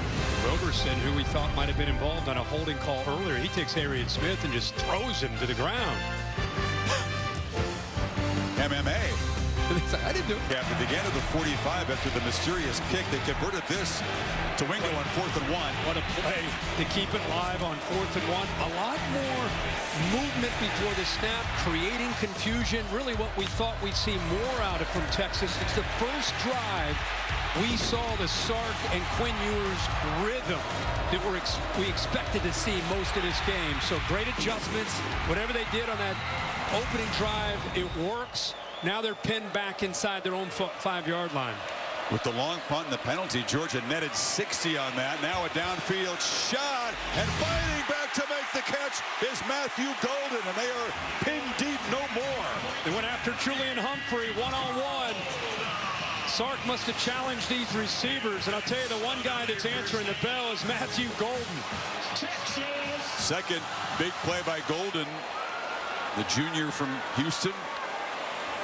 Transfer from Houston. Pitch on the edge. This is Juan Davis, the tight end, who falls forward for about 3. How about that call? You're thinking that punt really pinned him back. Got to be careful if your Ewers already had a couple mistakes. Instead, they take a shot right away. C.J. Allen is down. You're right, man. I mean, the way the game went in the first half, the last thing you think they're going to do is first play, a little stutter and go off of play action, but they're confident their receivers can beat these corners. Humphrey never finds the football, so Golden's able to work back to it before Starks can come over and help on it, the safety. Allen's still down on this Texas, near the Texas sideline. He's had a great first half. You know, the conversation, Kirk, was happening in the stands just like it was happening between us. What do you do? Do you keep Manning in there? Do you bring Ewers back? A lot of the fans probably disappointed to see Quinn go back out there, but he's sort of validated the decision so far. Yeah, and I think, like I said, when you're asking me, I mean, it's easy to go with Arch Manning because he has a lot of talent and a lot of upside, but when you get dominated that badly, you got to go back and recalibrate and go back to the original quarterback. C.J. Allen now walking off the field. Good to see for Georgia. Jalen Walker's back out there, too. That's also good to see for Georgia. Yeah, it is. Yeah, there he is.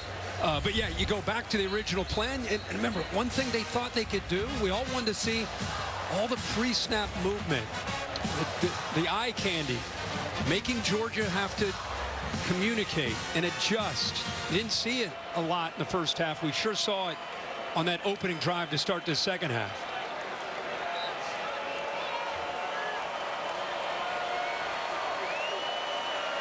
It's all about the line of scrimmage for Texas. Can they win it? Trying to set up a block for Wisner, who's got a little crease, makes a cut.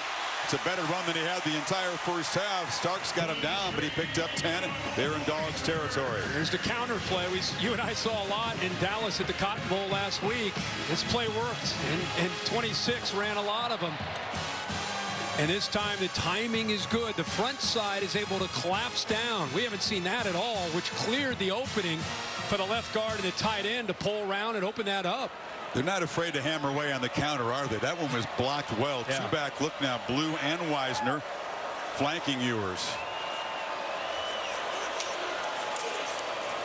Wisner again, this time to the left, makes it cut. It's a solid first down gain of about 4. Yeah, this is by far a different feel at the line of scrimmage for Texas. Got some momentum. They got a little bit of rhythm, changing up the looks. You just saw a 2-back look, motioned out of it. We're wired together after, I don't know how many years it's been, 20. Momentum's the key word. You said it in the first half. It's a powerful thing, isn't it? We've seen it so much in this sport this season, and Texas is starting to build it right now as Jaden Blue breaks a tackle. Jaden Blue banging off people. First down at the Georgia 35. How about that? A little stiff arm after he shook him. There's the motion. There's again. Let's try to get a matchup that we like. Get the ball out in space. Watch his shake. Inside, back out. Stiff arm. Sit him down. First down. Ooh, that is pretty. They couldn't make a yard in the first half, and now all of a sudden, Sarkisian in a rhythm, blocking much better, and Texas is threatening again.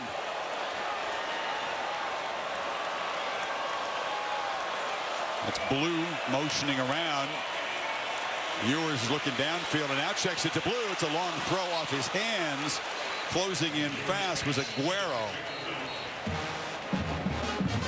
Boy, these backs are clearly, you know, Sark must have said, hey, listen, we've got to create our matchups. Found ways to get Matthew Golden involved. He's been isolated one-on-one against the corners. Clearly want to try to get Blue the ball out of the backfield.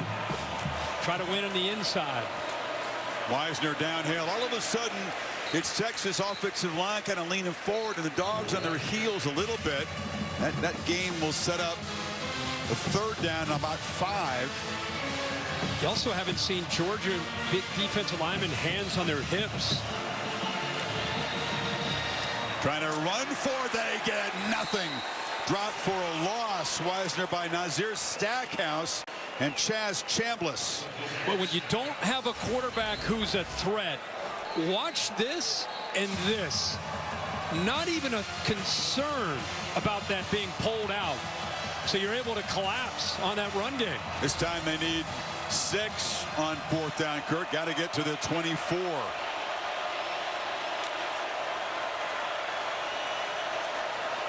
Plenty of time on the play clock. They just turned off the headset communication to Ewers.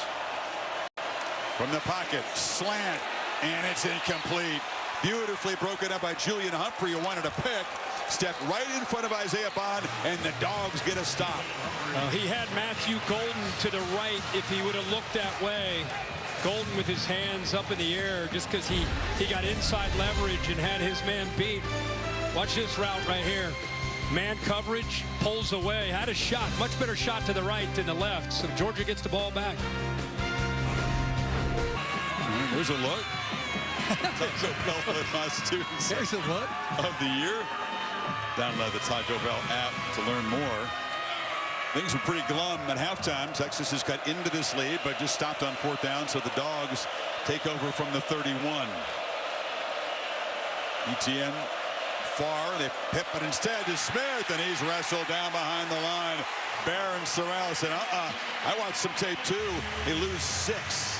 Boy, this guy's playing 6'4", 260 off the edge, just an awareness of anytime there's motion coming his way, that ball could be into the hands of Smith. He was ready for it.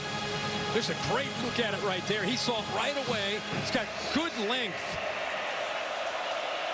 Out of New Orleans with the Holy Cross. Very serious guy, leader in this defense. He's having a heck of a game. So Georgia backed up, 2nd and 16. Etienne tries to get some of it back. Slammed down after spinning forward for about 5 or 6. It'll be 3rd and long. Yeah, that Georgia offensive line they've had a football game tonight. They've really played well. Xavier Truss, seen Monroe Freeling out there. Bobo, Fairchild, actually Wilson and Fairchild, Green. It's a big 3rd down. It sure is. The clock bleeding away here in the 3rd quarter. Texas very, very eager to get the football back. Brings some pressure against Beck, who stands and delivers on the sideline. It's intercepted. Picked up by Barron. Cuts back. Jahdae Barron still alive. Dragged down at the 9. There is a flag on the field. Back in the secondary, so hold on. I wonder if Smith, it got tied up. Did Smith push, or is it defensive holding, as Kirby's saying? Definitely contact at the top of that route. Matt Leffler talking about it. Kirby's pretty confident it was a hold to negate what would have been an enormous electric takeaway by Barron, as another guy's had a great game. I can't wait for Bill to take a peek at this one to see at the top of the route if it's defensive Pass holding or interference. offensive. Number 7. The ball be placed at the spot of the foul with an automatic first down. So instead of Texas football 1st and goal, Georgia's going to be set up out across the 40. They're showing the replay. Bill, the top of the route, you tell me.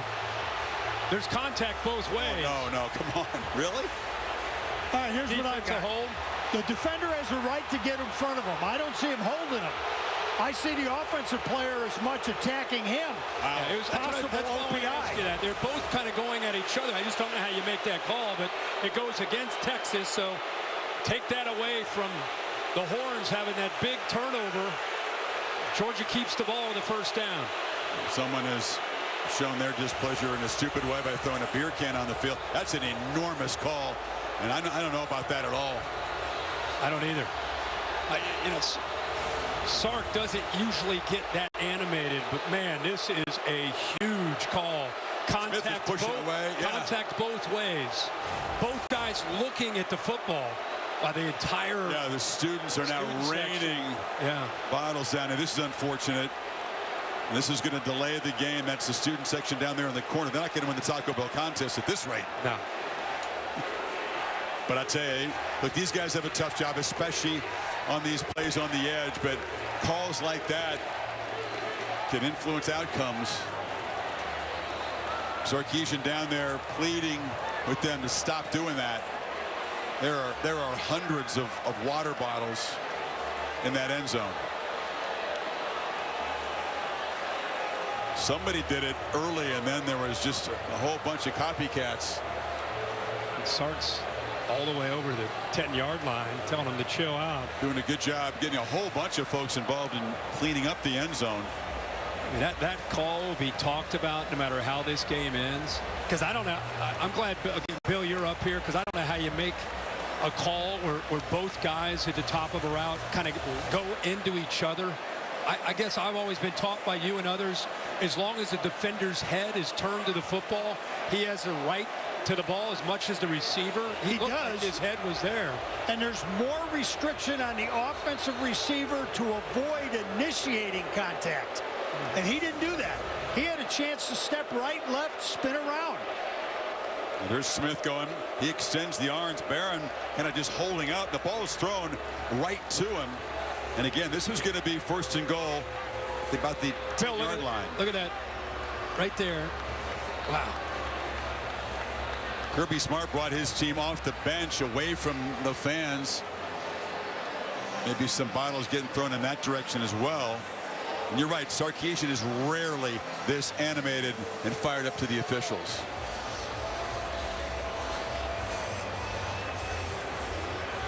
He's looking up at that video. They've shown it a few times. Georgia's going to have the football at the 44 with a first down. Texas was on the doorstep to make this perhaps a one-score game.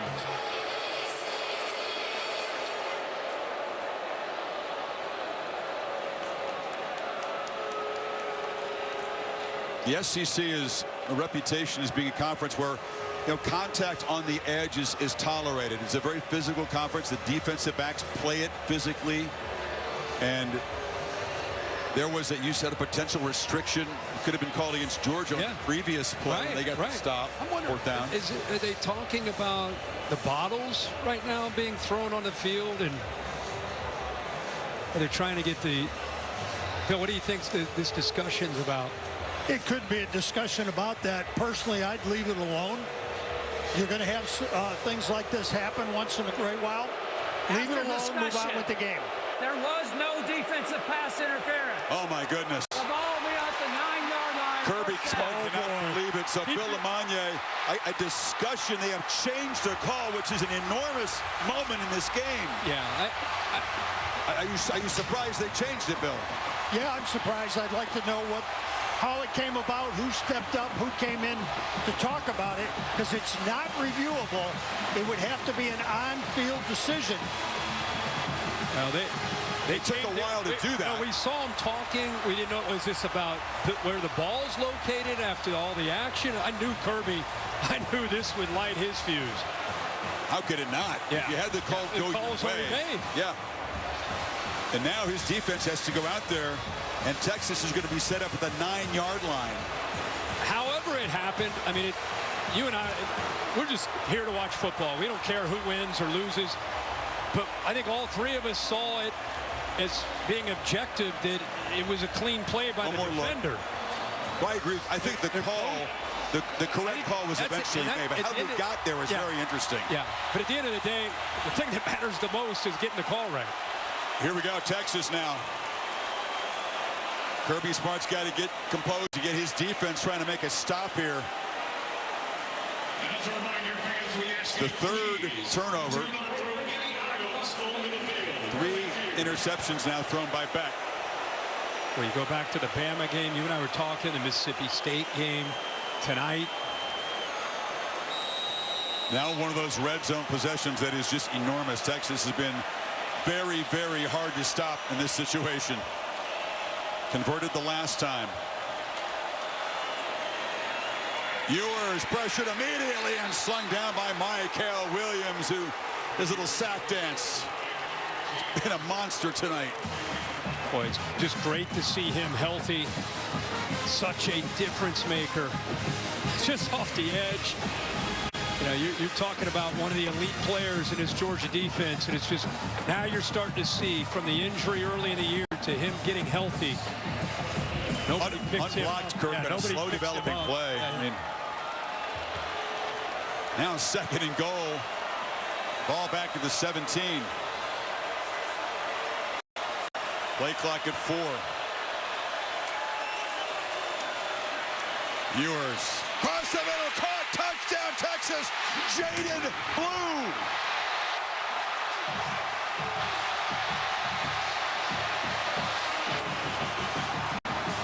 Momentum in burnt orange. The controversial reversal of what we think was a correct call sets Texas up. And what a route. The answer from Sark at halftime was, hey, we got to win on the inside. They had 2 safeties back. They're man-to-man. It's tough. We don't have the time with the protection. Let's get our backs on these linebackers. They've been trying to work Blue and trying to get him in position, and this time they hit the home run with a one-on-one matchup against C.J. Allen. Auburn knocks it through as Sarkisian elects to cut the lead to 8. Kirk? Just talk about how you want to use the back out of the backfield, and you get him matched up on a linebacker one-on-one. Look at that route that he runs here. This is a clean route. Both these backs from Texas are like receivers. One-on-one, outside, back to the inside. Quinn just waits for that to open up. Puts it right on the money. Well designed. Give Texas, I don't know how this game's going to end. Give Texas and Steve Sarkisian, his players, his staff, a lot of credit. This thing was going sideways. The entire stadium was shocked in all of what Georgia did in the first half. They made the adjustments, and now they're back in this game, and the crowd is into it in a big way. If we learn one thing, Kirk, from these heavyweight collisions in the SEC, in and over, it doesn't matter what the scoreboard says. Teams, tremendous amount of fight back. It was Georgia, monumental battle back. Tuscaloosa, now Texas on their home field. A dismal offensive first half, suddenly an 8-point game. We'll get Bill back in and revisit the reversal of that call, which gave Texas that 1st and goal, because it's just so unusual. This is Evans. Evans is knocked out at the 10. Texas flying down the field, and the Dogs will be backed up at the 11. Maurice Blackwell Jr. made the play. Here comes Beck. Bill, one more time on just how this happened, how this was executed by the officials, and how rare it is to see it. I want to show you the huddle. Here these guys got together, but how do you think this conversation went among them? Well, I think that somebody had the guts to step up and talk about the call. You know, they had to delay because all the battles on the field, but they got together and did the right thing. ETN And Texas is coming downhill, inspired. Please don't tell me students throwing bottles on the field has something to do with that. The delay. Yeah. The delay. That's when they were talking. It was one bottle, then it led to 2 to 20 to 50 to 100, and Sark goes all the way over there. It was a good 2 to 3 minute delay, and that entire time the officials were huddled together talking it over. So yeah, in a weird way, you're probably right. Stadium was stunned, quiet. Now it is unhinged.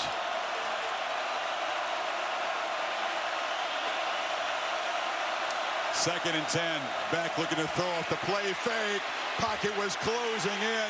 Nobody in the area, and the quarterback is knocked down on the pressure by Makuba on the blitz. Yeah, Makuba did a good job of waiting to the last minute. Georgia might have gotten away with a hold to keep him out of the backfield. Up at the top, watch that. The guard comes around, kind of hooks him around the neck. But I think Beck felt the pressure and just got rid of the football. Quarterback's thrown 3 picks, Kirk.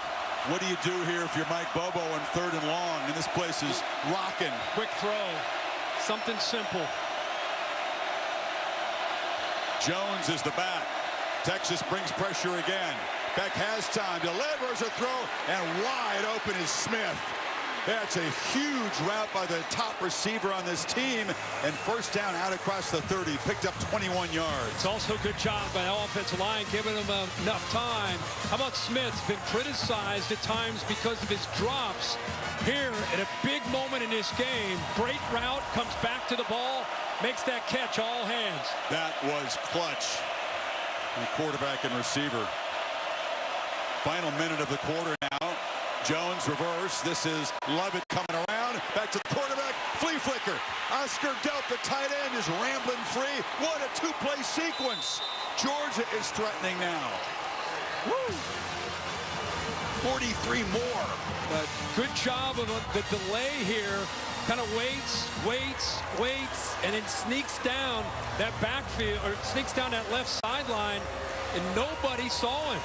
A defender waited for a moment and then just assumed he was out of the play, and he's timed that up perfectly to get down that sideline for the throw. It's 3rd and long. They're going to punt the ball away, and in sudden 2 plays, Georgia threatening to stretch the lead now.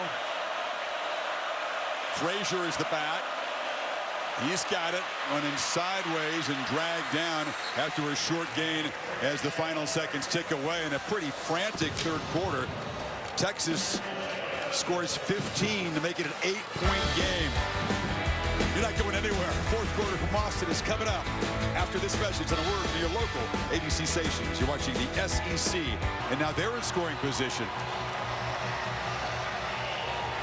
What a crazy fireworks. Good stuff here. Thrones. Game opposite, not what it used to be. McConaughey down there throwing the forearm shimmy. What a response, though, by Beck in Georgia. Let's see if they can get momentum back and create points here. Etienne is the back. They fake it to him. Long throw to the far sideline. Bell's got it. Cuts back. First down at the 14. Strong arm throw. Big throw. Great move after the catch by Dylan Bell. Longhorn down. Makuba was on the tackle there on Bell, who made a great effort after the catch. He's one of the veterans. Again, he came across from Clemson's been an important part of that secondary. Appeared to be in some pain. Clutching at the knee. We'll check out Makuba's injury there. A chance to check in with Kevin Negandhi. Chris Kirk, time now for our Dr. Pepper Fansville studio update. Number 9, Iowa State in trouble at home against UCF, 28-27. Rocco Beck picked off and to the house. Is this a touchdown? You would think, but look closely inside the 5. The ball is dropped before the score. And right now it is 28-27. UCF has the football. Back to you. Why do guys do that? Why do they do that? Drop the ball before the end zone. It happens more than it should. It does. How about the Big 12? Wow. BYU staying undefeated today.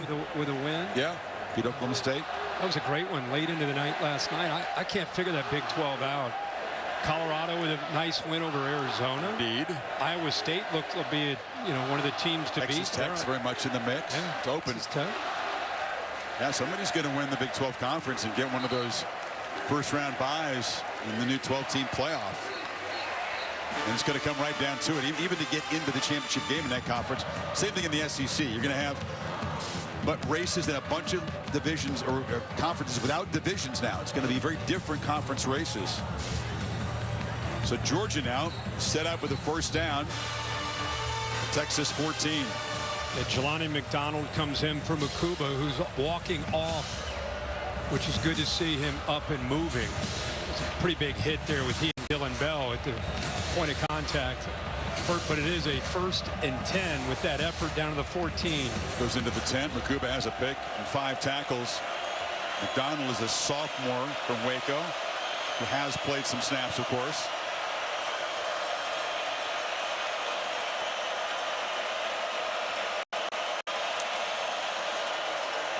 Beck throws it back in a screen. It's bobbled and caught.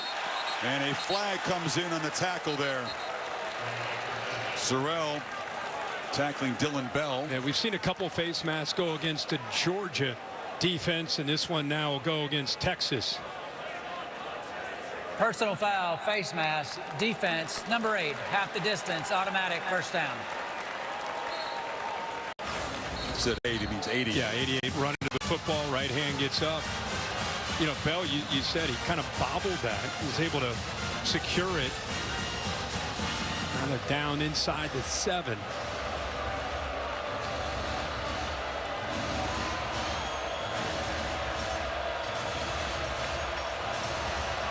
Georgia trying to punch this back in, get the lead back up to 15.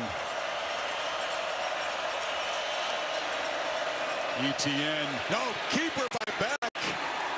And he's knocked down at the 1. The whole defense like swarmed to number 1. Beck kept the football. Benda saved the touchdown, but they're on the doorstep. Yeah, Trey Moore collapsed down. Heck of a job of saving that play. They've not done that all night. Good time to run it. Line up quickly. This time ETN does plow toward, reaches the ball. They'll mark him short. ETN going for the hat trick. 3rd rushing touchdown tonight. Taft stopped him just short. 3rd and goal now. Yeah, he ran into the back of his own man, Oscar Delp.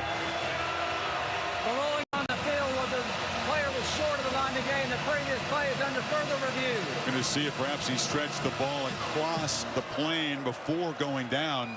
I think he might have. Kirby Smart's. He said that's a touchdown. Come on off, guys. That's a touchdown. He's confident that he got across. It's really about the knees if they touch before the ball gets across. Watch his legs. That's a touchdown. He reached out, ball in the right hand, appeared to break the plane before he hit the ground. Kirby was right. Come on off the field, boys. I think he broke the plane. So Trevor Etienne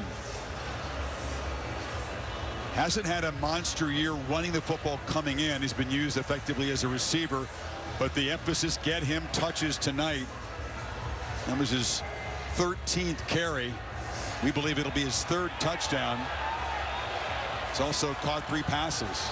Yeah, very active. What a response this would be from Georgia. Backed up, crowd going nuts. 3rd and long, and makes the completion across the middle to Smith. Then the big play downfield. And I believe they punched it in. Georgia believes it's a done deal. They haven't officially made this ruling.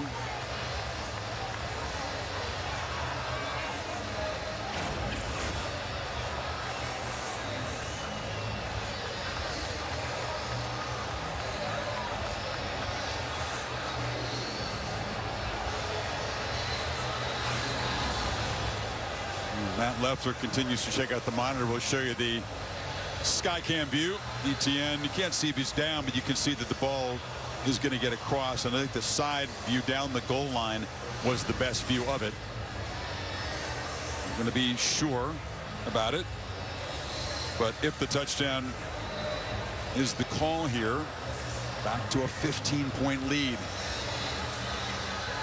And that was a championship type answer He really stopped the momentum. Yeah.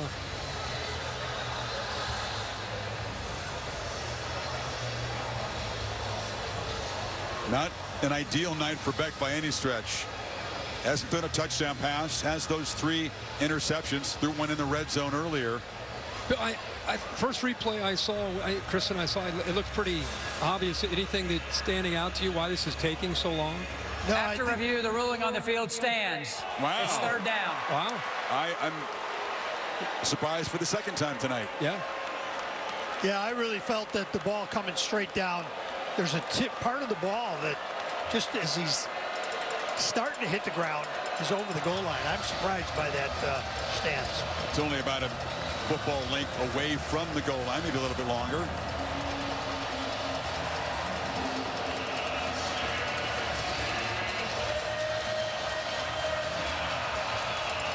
See if Beck gets up under center. He will. They may try to just shove the quarterback across. You got a couple of tight ends lined up behind him. And Beck, at 220 pounds, leans forward. No signal yet. At the top, they're already marking it. It's 4th down. Wow, he thought for sure. Big, tall quarterback, 2 tight ends behind him. He could get a 1.5 feet there. Lowest man wins. His helmet got across, but the football never got across. Good job of getting down underneath that Georgia offensive line. Alfred Collins in there.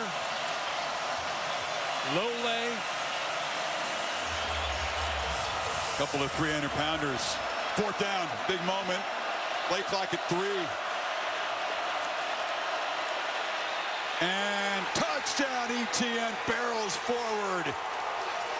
And now does have the hat trick of rushing touchdowns. And Georgia with a tremendous 89-yard, 11-play drive.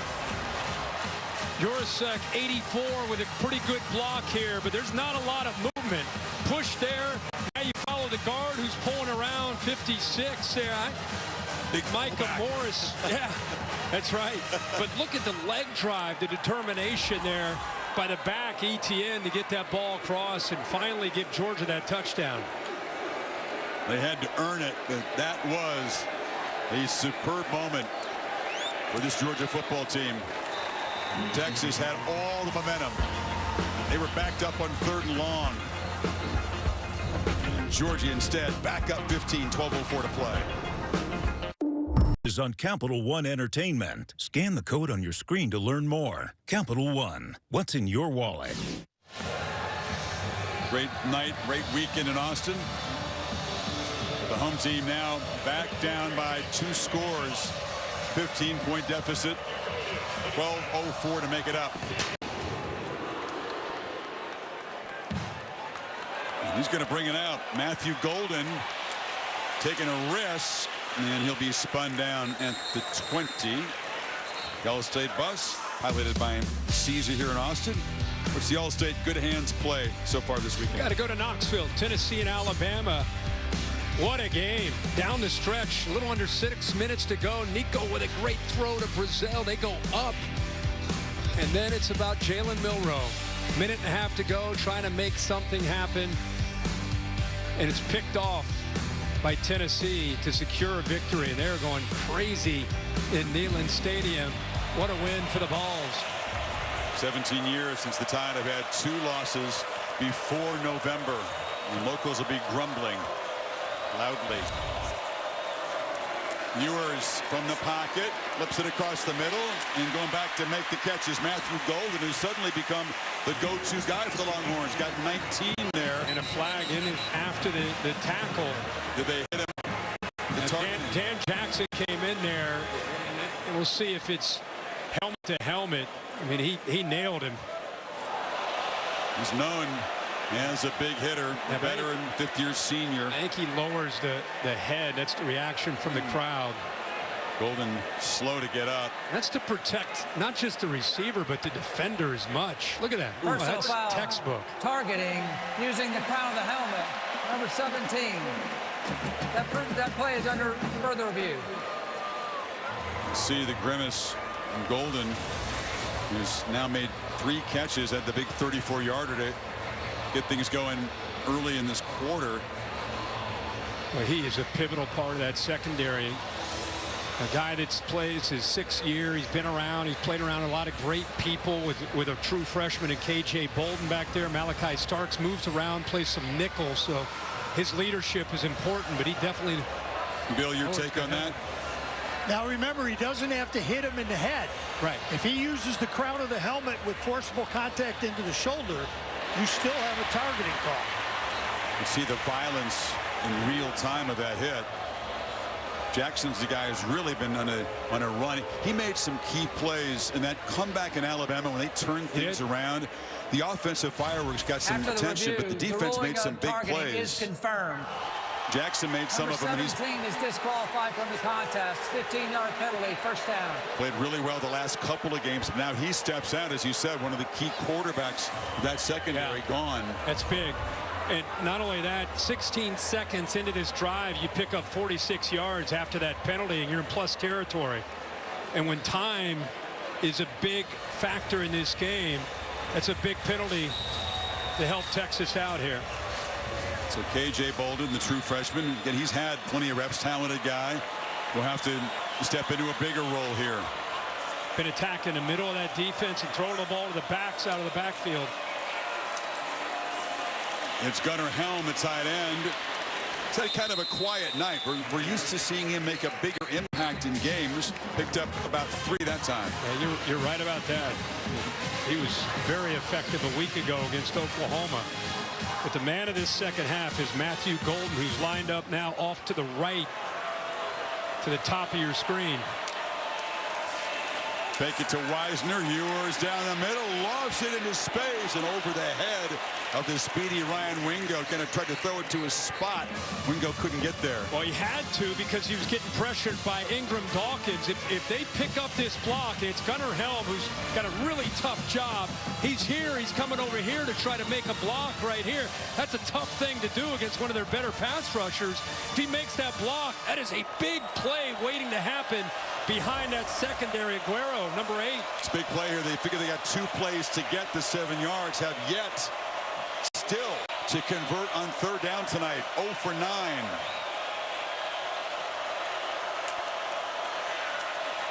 Ewers has plenty of time for once. Now runs out of it, flips it down. Wisner trying to get there. Takes a huge shot. KJ Bolden, who's in for Jackson, came and delivered the shot to deny the 1st down. It's 4th down. How about that? We've seen true freshmen all over the field. There's Dan Jackson. So Bolden, the freshman, steps up. I knew he was a great athlete. I knew he could cover. I didn't know he could come up like this in this big a game. He also made contact with the helmet there. He did. They're not so far slowing it down to take a look at that play. Wow. In the meantime, a crucial 4th down for Texas. And a flinch. Are you surprised, Bill, that the booth didn't buzz down to check that play out for targeting? No question, it's suspect. I think the booth probably had a good look at it and said they weren't going to be able to confirm their own decision. So this is a false start. Key penalty against Texas. Number 85, 5-yard penalty. It's Gunnar Helm. It is 4th down. Well, Gunnar Helm is the tight end we just were talking about. He's here. But what you want to watch is the Georgia defensive line. It gets linemen all the time. They move together, and you get a flinch by the offensive side. It's almost like a designed play by the defensive front. I think Banks moved too, Kirk, on the left side. Yeah, yeah. So now 6 yards needed on this 4th down. And Sarkisian will spend a timeout. Important play as Texas desperate to cut into this 15-point margin. 10.5 to play. Firing the cannon through a Beck jersey. Steve Sarkisian still lobbying for a targeting on that hit there by Bolden just after Jackson was kicked out of the game, and they have not run a play. They have not run a play. The penalty doesn't count, so in theory he's saying they should still stop and review it. Here's the hit. Bill Lamagna, what do you think about that? I don't have enough video evidence. I say his head's turning to the side. In the meantime, now 4th and 6 for Texas. Matthew Golden up at the top. Matched up with Dalen Everett. Got a safety back here in Starks to help. Blue is the back. Dogs crowding the line. Don't bring pressure. Ewers has time. Ball knocked out of his hand. No ruling. It's recovered by Cameron Wilson, and it's a takeaway. Michael Williams knocked the ball out of Ewers' hands again. They get to the quarterback and knock it loose, and the Dogs take over up 15. Now, this is just textbook play by a defensive end using his hands. Look at his face of determination. That ball is definitely out before his hand comes forward. Man, he is a difference maker when he is healthy. The line of scrimmage has been a difference favoring Georgia most of this game, especially the edge pressure. Jalen Walker, Michael Williams, Ingram Dawkins, all winning tonight at different times. And that's a 4th turnover for Ewers. The 2 interceptions. He's lost 2 fumbles. Savage shoulder pads being worn there.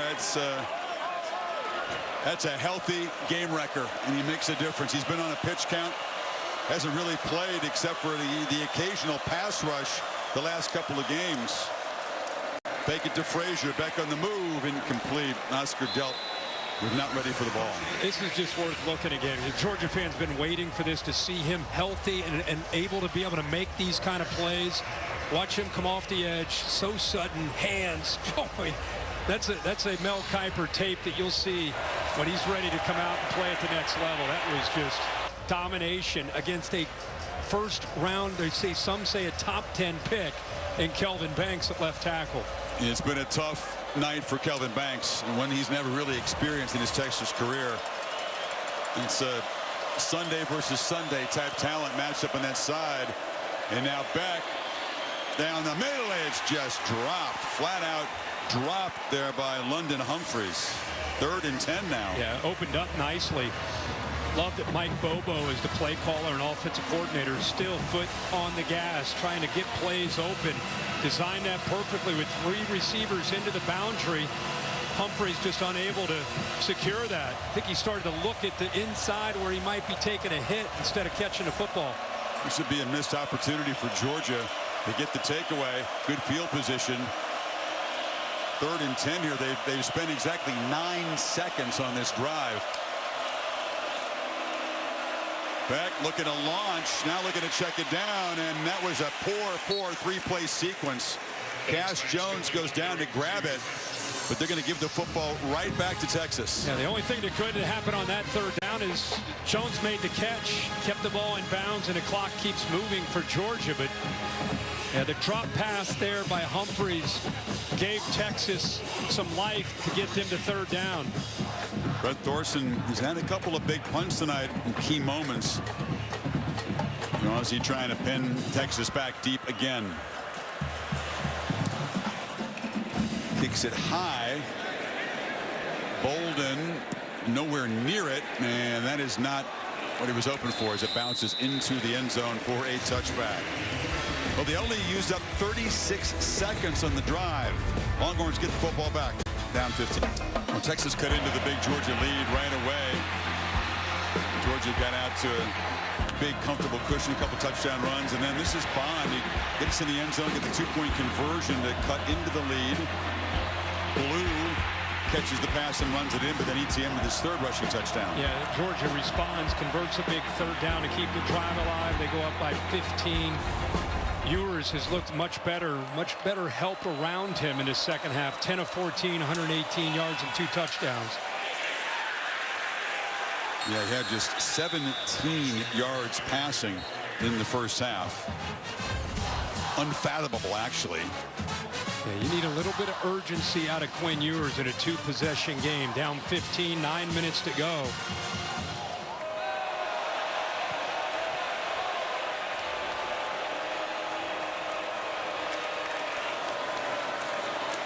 Horizontal throw to Blue, who turns the corner. He gets out of bounds. I agree with you. Look, every possession counts when you're down 15 here. You're 2 scores down, but you want to get as many possessions as you possibly can. Basically, with 8:45 to go, with 2 timeouts, the 2-minute timeout, down 15, you got to score on this drive. I mean, you need a touchdown on this drive. Clock continues to run. 2 needed on this 3rd down. Still searching for their first conversion tonight. Looking to throw for it. And they finally get one. Wingo on the crosser picks up 3. Brought down by Humphrey. And it's now 1 for 11. So they failed in their first 10. Quiet night for the true freshman superstar. Wingo's not been able to get on track. Just a couple catches for 2 yards. Again, methodical, slow. Tick, tick, tick, tick, tick. Ewers took a peek downfield and now just checks it down, incomplete. It was a little bit behind Wisner. What do you think that is? Why isn't there more urgency? The team is certainly capable of playing with tempo comfortably. Yeah, I couldn't tell you why. I just think that you don't want to be at NASCAR speed where you're just going super fast where you might be out of control, but you definitely, right now the clock stops, so it's a different scenario, but you definitely want to be going. I'm just thinking about, even if you score in this drive, you're thinking about that next possession. Yeah.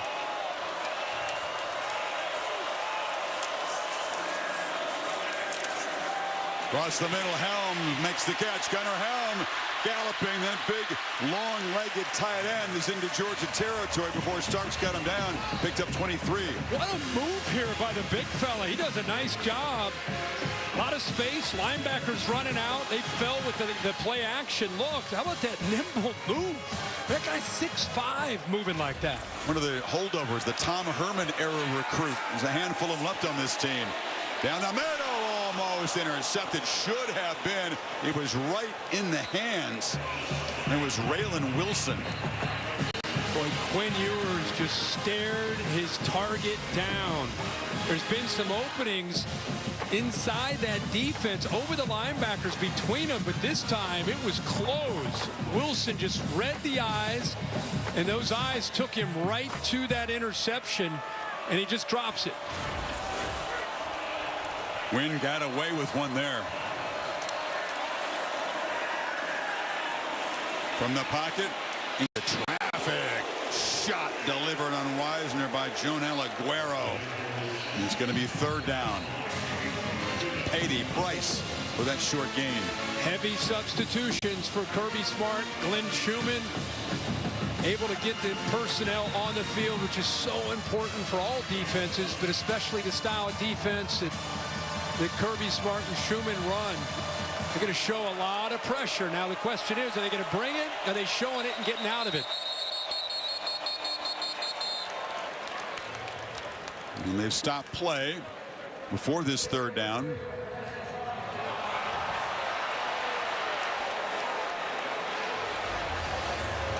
Could not hear what Matt Leffler was saying. Look at targeting I think they're looking at the hit to see if he came in with the crown of the helmet. All right, Bill, let's get your initial thought on this. Aguero, oh boy, hit Wisner in the chest, but he used his own crown of the helmet. It's about lowering. It doesn't matter. Again, it's helmet to helmet, Bill.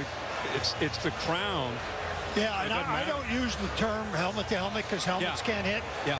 But that defender drops his head, and that's the indicator there, and he's coming in with forcible contact. So if that's the crown, and it appears it is, targeting. Well, if it's rule targeting, that would be a second Georgia player this quarter to be ejected from the game, and it's going to set Texas up with a 1st down. Instead of 3rd and long, it would be 1st down inside the 30.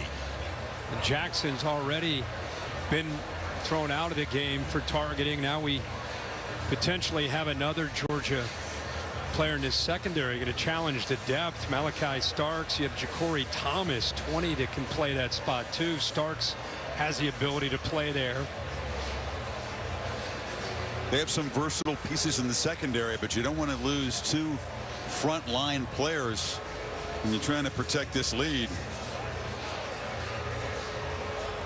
You can see Glenn Schumann there in the red, and Kirby already plotting what they may have to do. Yep. Figueroa is ejected. You know, the Nick Saban, Kirby Smart coaching tree. Guys get Dan Lanning, guys get opportunities. Feels like Glenn Schumann potentially going to be that next guy. It is targeting against number 8 on the defense. That's a 15-yard penalty will result in the first down. Number 8 is disqualified. These guys have a bye week, but the game after that is Florida and Jacksonville. So both those guys, Jackson and Aguero, would be unable to play in the first half of that Florida game. So, Chris, because Starks now has to play back with Bolden, he has the ability to play that nickel spot, but Ja'Cory Thomas, now 20, will come in. Smart not really complaining much about that call. Texas now set up at the 27. Clock still moving at 6:40. Pre-snap penalty on Texas. False start. Offense, number 56. Yeah, the 5-yard penalty. Right it tackle is first down. moved. Been a tough night for the Texas tackles, who are used to dominating. Both Cam Williams and Kelvin Banks NFL bound when their Longhorn careers are over. Not their best night. No, I think they're a little bit high strung out there on those hedges against this pass rush of Williams and Walker and company, trying to get a quick start. And 1st and 15, pressure comes again. It's picked up. Ewers, not a very effective thrower on the run, just not comfortable. And Kristen Miller was coming after him. So it's going to be 2nd and 15. Holly, what do you have? Well, guys, Isaiah Bond, who has been such a weapon for Texas. Remember, he had such a great game against Georgia last year when he was playing for Alabama. I haven't seen him in here in the last 3 or 4 offensive possessions. He's got his helmet on. He's walking a little gingerly with that ankle injury, but I haven't seen him, and that's a big miss for this offense when they need him the most. Hurt the ankle against OU. They thought he was good to go, and he did play earlier, but good spot, Holly. On the edge, Blue makes a man miss, gets down inside the 30, but it's going to be 3rd down and very long. And here come the substitution package. All those pass rushers for the Dogs coming in. Here they come. Rushing 4 that time. Nobody open downfield. All those receivers, 7 defenders able to take their 4 receivers that were out for a pass. So we got a 3rd down and long. You got that matchup, Kirk, on the left. Williams against Banks. Now, how is he going to hold up?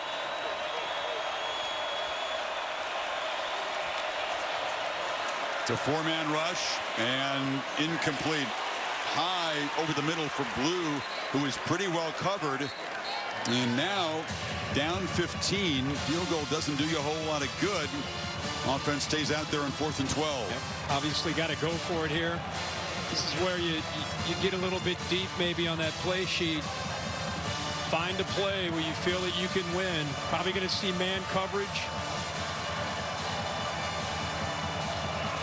Got to give Ewers enough time. You need a play that's going to take some time to develop. Absolutely crucial for the cause of the #1 team here. Pressure comes. Backpedaling across the middle. Catch made, but short of the first down. Wingo had to come back to the football and fell down a couple yards short, and Georgia takes over. Well, they brought 6. Some movement late. We'll take a peek here at the AT&T clicker. You know, when the ball's about to be snapped, you got 3 down linemen right before the ball gets snapped. Movement late, effective communication, and you get a man free. Ewers, all he could do was backpedal out of that and throw it before the pressure from Ingram Dawkins gets to him. That was a slip. Yeah, and he just didn't get enough on it to allow that freshman to catch it. He had about 2 or 3 more yards he had to get to. Oh my gosh, says Sarkisian. So Texas moved it 61 yards. Used 4 minutes. Come up empty. Still a 2-score game. And now Georgia hoping to run that chew the clock offense Hands it to Frazier for about 5.5. Katie? Yeah, guys, Georgia's O-line coach Stacy Searles told his group between series, you're in better shape, you're mentally tough, you're built for this, be physical, get us a long drive here to finish this thing off. That's what you want your O-line to do, man. This is the position that you lean on these big guys. This is why they train, and they've had a great game. Clock. This big win on the road is going to be theirs. Yeah, this offensive line as a unit has had a great game, and it's fitting for Stacy Searles to give him that speech before they go out there in this 4-minute offense, just trying to work this clock.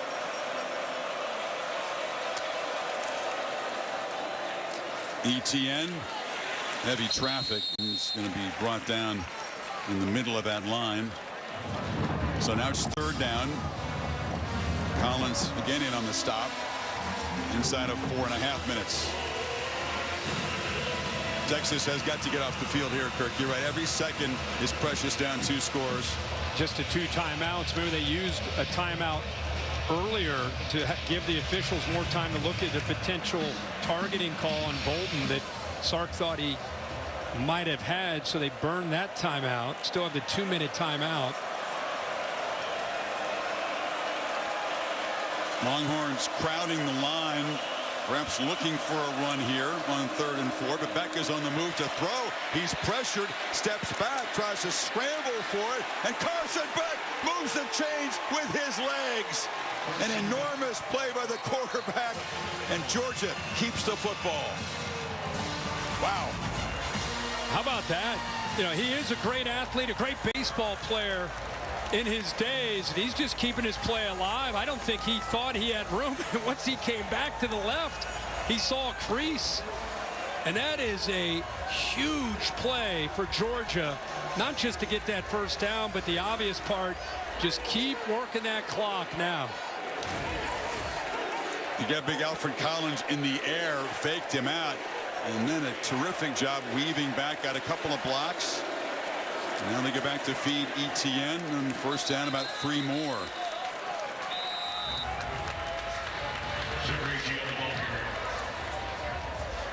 Timeout taken. Sarkisian kind of going all in on this series, trying to get the football back. Yeah. Keep Smart from bleeding the clock out. Well, it's been a tough night in many ways for Carson Beck. He's responded, but makes a big play with his legs. He's capable, but it's still not completely in his comfort zone. Saw him run a nice run on a zone read down in the red zone, now on the 10-yard line. Here, a big scramble. Has enough athletic ability, just enough to be dangerous for defenses to have to be aware of that part of his game. SEC standings, we'll take a peek here in a little bit. It's going to be interesting if Georgia ends up holding on to win here. Alabama going down to Tennessee. I think LSU ended up winning today. Beat Arkansas. Yeah. There'll be no more unbeatens in the SEC if Texas cannot come up with a miracle comeback here. A&M went to Mississippi State. They won. They have LSU next week at Kyle Field. Oregon, you would think, would ascend to #1. I would think so. Shut out of Purdue last night.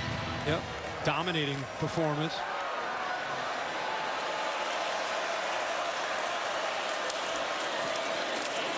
ETN, he'll lose yardage. See if Sarkisian spends another timeout here. He does. He takes the final timeout with 2:55 playing. 3rd down coming up. Verbo brings you the college football rankings. Penn State and Ohio State off. They'll collide soon coming up in Happy Valley. Question is, Chris, where will Georgia go, you know, after this win against #1? Does Big Ten go 1, 2, 3? With the 2 idle teams moving up behind Oregon. Miami, nice win in a shootout today against Louisville. There's LSU hovering. People forget about them. Iowa State trailing right now to UCF. It's been tough to, keep that top ranking. Georgia had it. Of course, lost it. Alabama had it. They lose it. Texas takes over. They're about to lose it, barring a comeback. Yeah. As we were talking about rankings and Iowa State trailing, I think Rocco Beck took it into the end zone for the Cyclones. Sorry, Kevin. And looks like we got TVs up here. We're watching games, calling a game. But Iowa State looks like they're up now, so they may hold on. Meanwhile, Texas trying to give their offense a chance. Had a huge comeback. Got to get off the field on 3rd and 9. Etienne keeps it simple, but breaks a couple tackles. Still running, and is brought down right near the marker where they spot it. It looks like he's short on that far sideline. David Benda was right there. Etienne spotted short of the first down. He's short, but this run, kind of a microcosm of the night for Etienne and for Georgia. That play looked like it was going to be stopped near the line of scrimmage, and he fought through a couple arm tackles and then fought to try to get that extra half yard. No surprise, Kirk, that Georgia O-lineman lobbying for Kirby to go for it here. Just finish the game right here. Analytics would probably say, I don't know, punt the ball up 15, pin him back. Dude, I love watching Etienne run. Yeah, he's had a big night, hasn't he? I'm happy for him, happy for Georgia to get this run game going. It's been absent.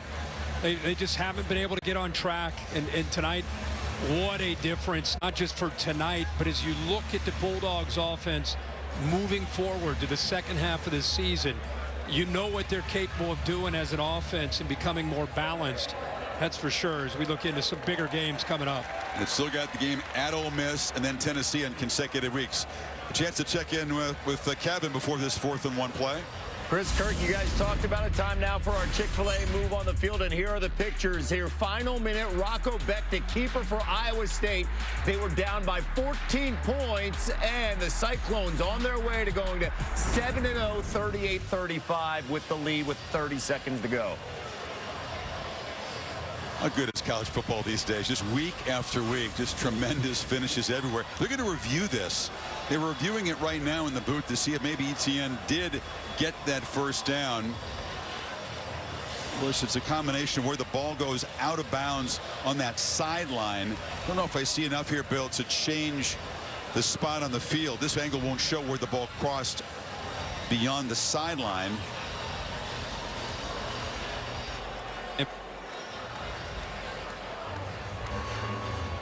This is maybe a better look.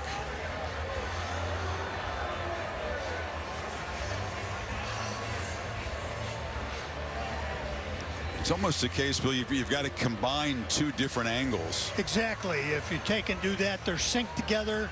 You get the spot where the ball is when he's down or out of bounds. I think it's where the ball was when it went sideways beyond that sideline. Did it cross that 41-yard line where the marker is? There's the verdict. The ruling on the field stands. It's 4th down. So not enough to change the spot on the field. Offensive linemen always want to go for it. 4th and short. Oh yeah. If you don't get it, obviously you're setting Texas up at the 40-yard line. Texas would need to score very quickly. Onside kick, no timeouts to work with.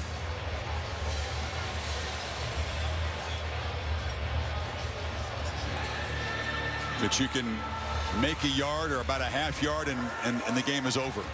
Texas can't do anything about it. Right. Get the 1 2-minute timeout, but that's it. Sid Sarkisian went all in on this series. He starts spending timeouts after the 2nd down play and the 3rd down play. And they are exhausted at this point, those timeouts. They need about 3/4 of a yard. Got to get to the 41.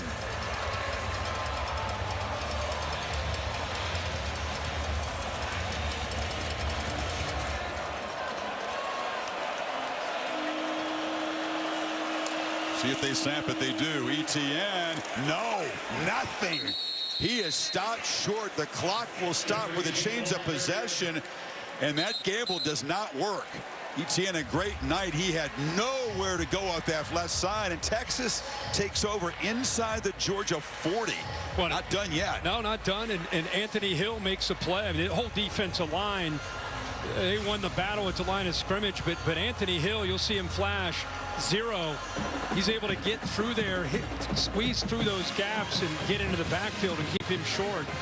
Whenever it doesn't work out, you can second guess a coach. I know that's easy, but if you punt the ball down there, you pin Texas back. Thorson's had a great night. They got to go length of the field with no timeouts, score, get an onside kick, and score another touchdown and convert a two-pointer to tie it. Yeah. I mean, they made it a little easier for him. See if Sarkisian right away takes a shot downfield. Ewers instead backpedaling and just has to heave it into the bench. In fact, he threw it up and almost was picked off there, drifting back into coverage and getting his hands on the ball was Chris Cole, one of those guys who's stepped in with secondary shorthanded tonight. You know, my reaction to that is that Kirby Smart is confident in his approach, believes in his guys. What great effort there to go up and almost come up with that one-handed interception by Cole. The other thing is he trusts his defense. Ewers again flips it short. Helm makes the catch, but is stopped. But he was in the field of play. And it's going to be a clock stoppage for the 2-minute timeout. So Texas on the move, but still facing a huge 15-point deficit. This game in the history of the stadium, only the third ever top 5 showdown. Texas coming in #1, but Georgia, an overwhelming defensive displays and winning position. Texas needing 3 yards here on third, needing 2 scores.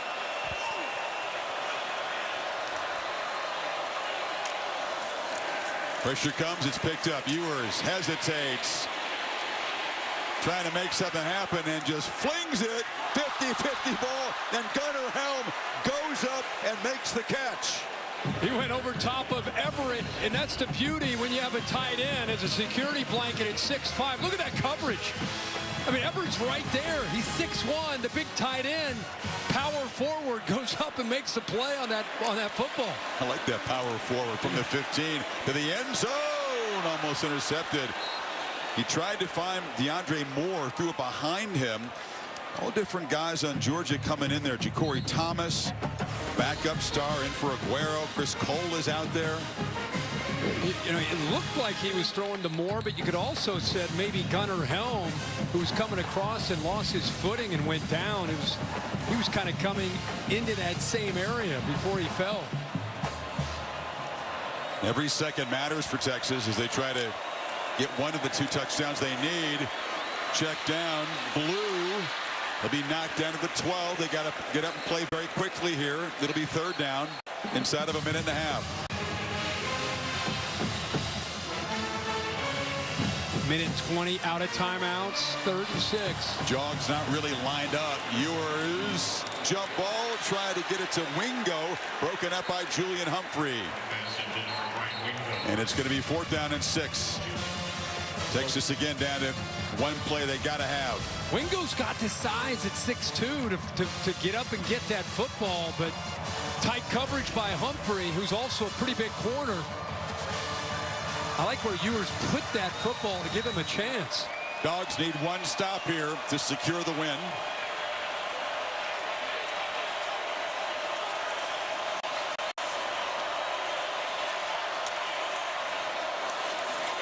Rush comes. Ewers, desperation fling, fitting ending to this ball game.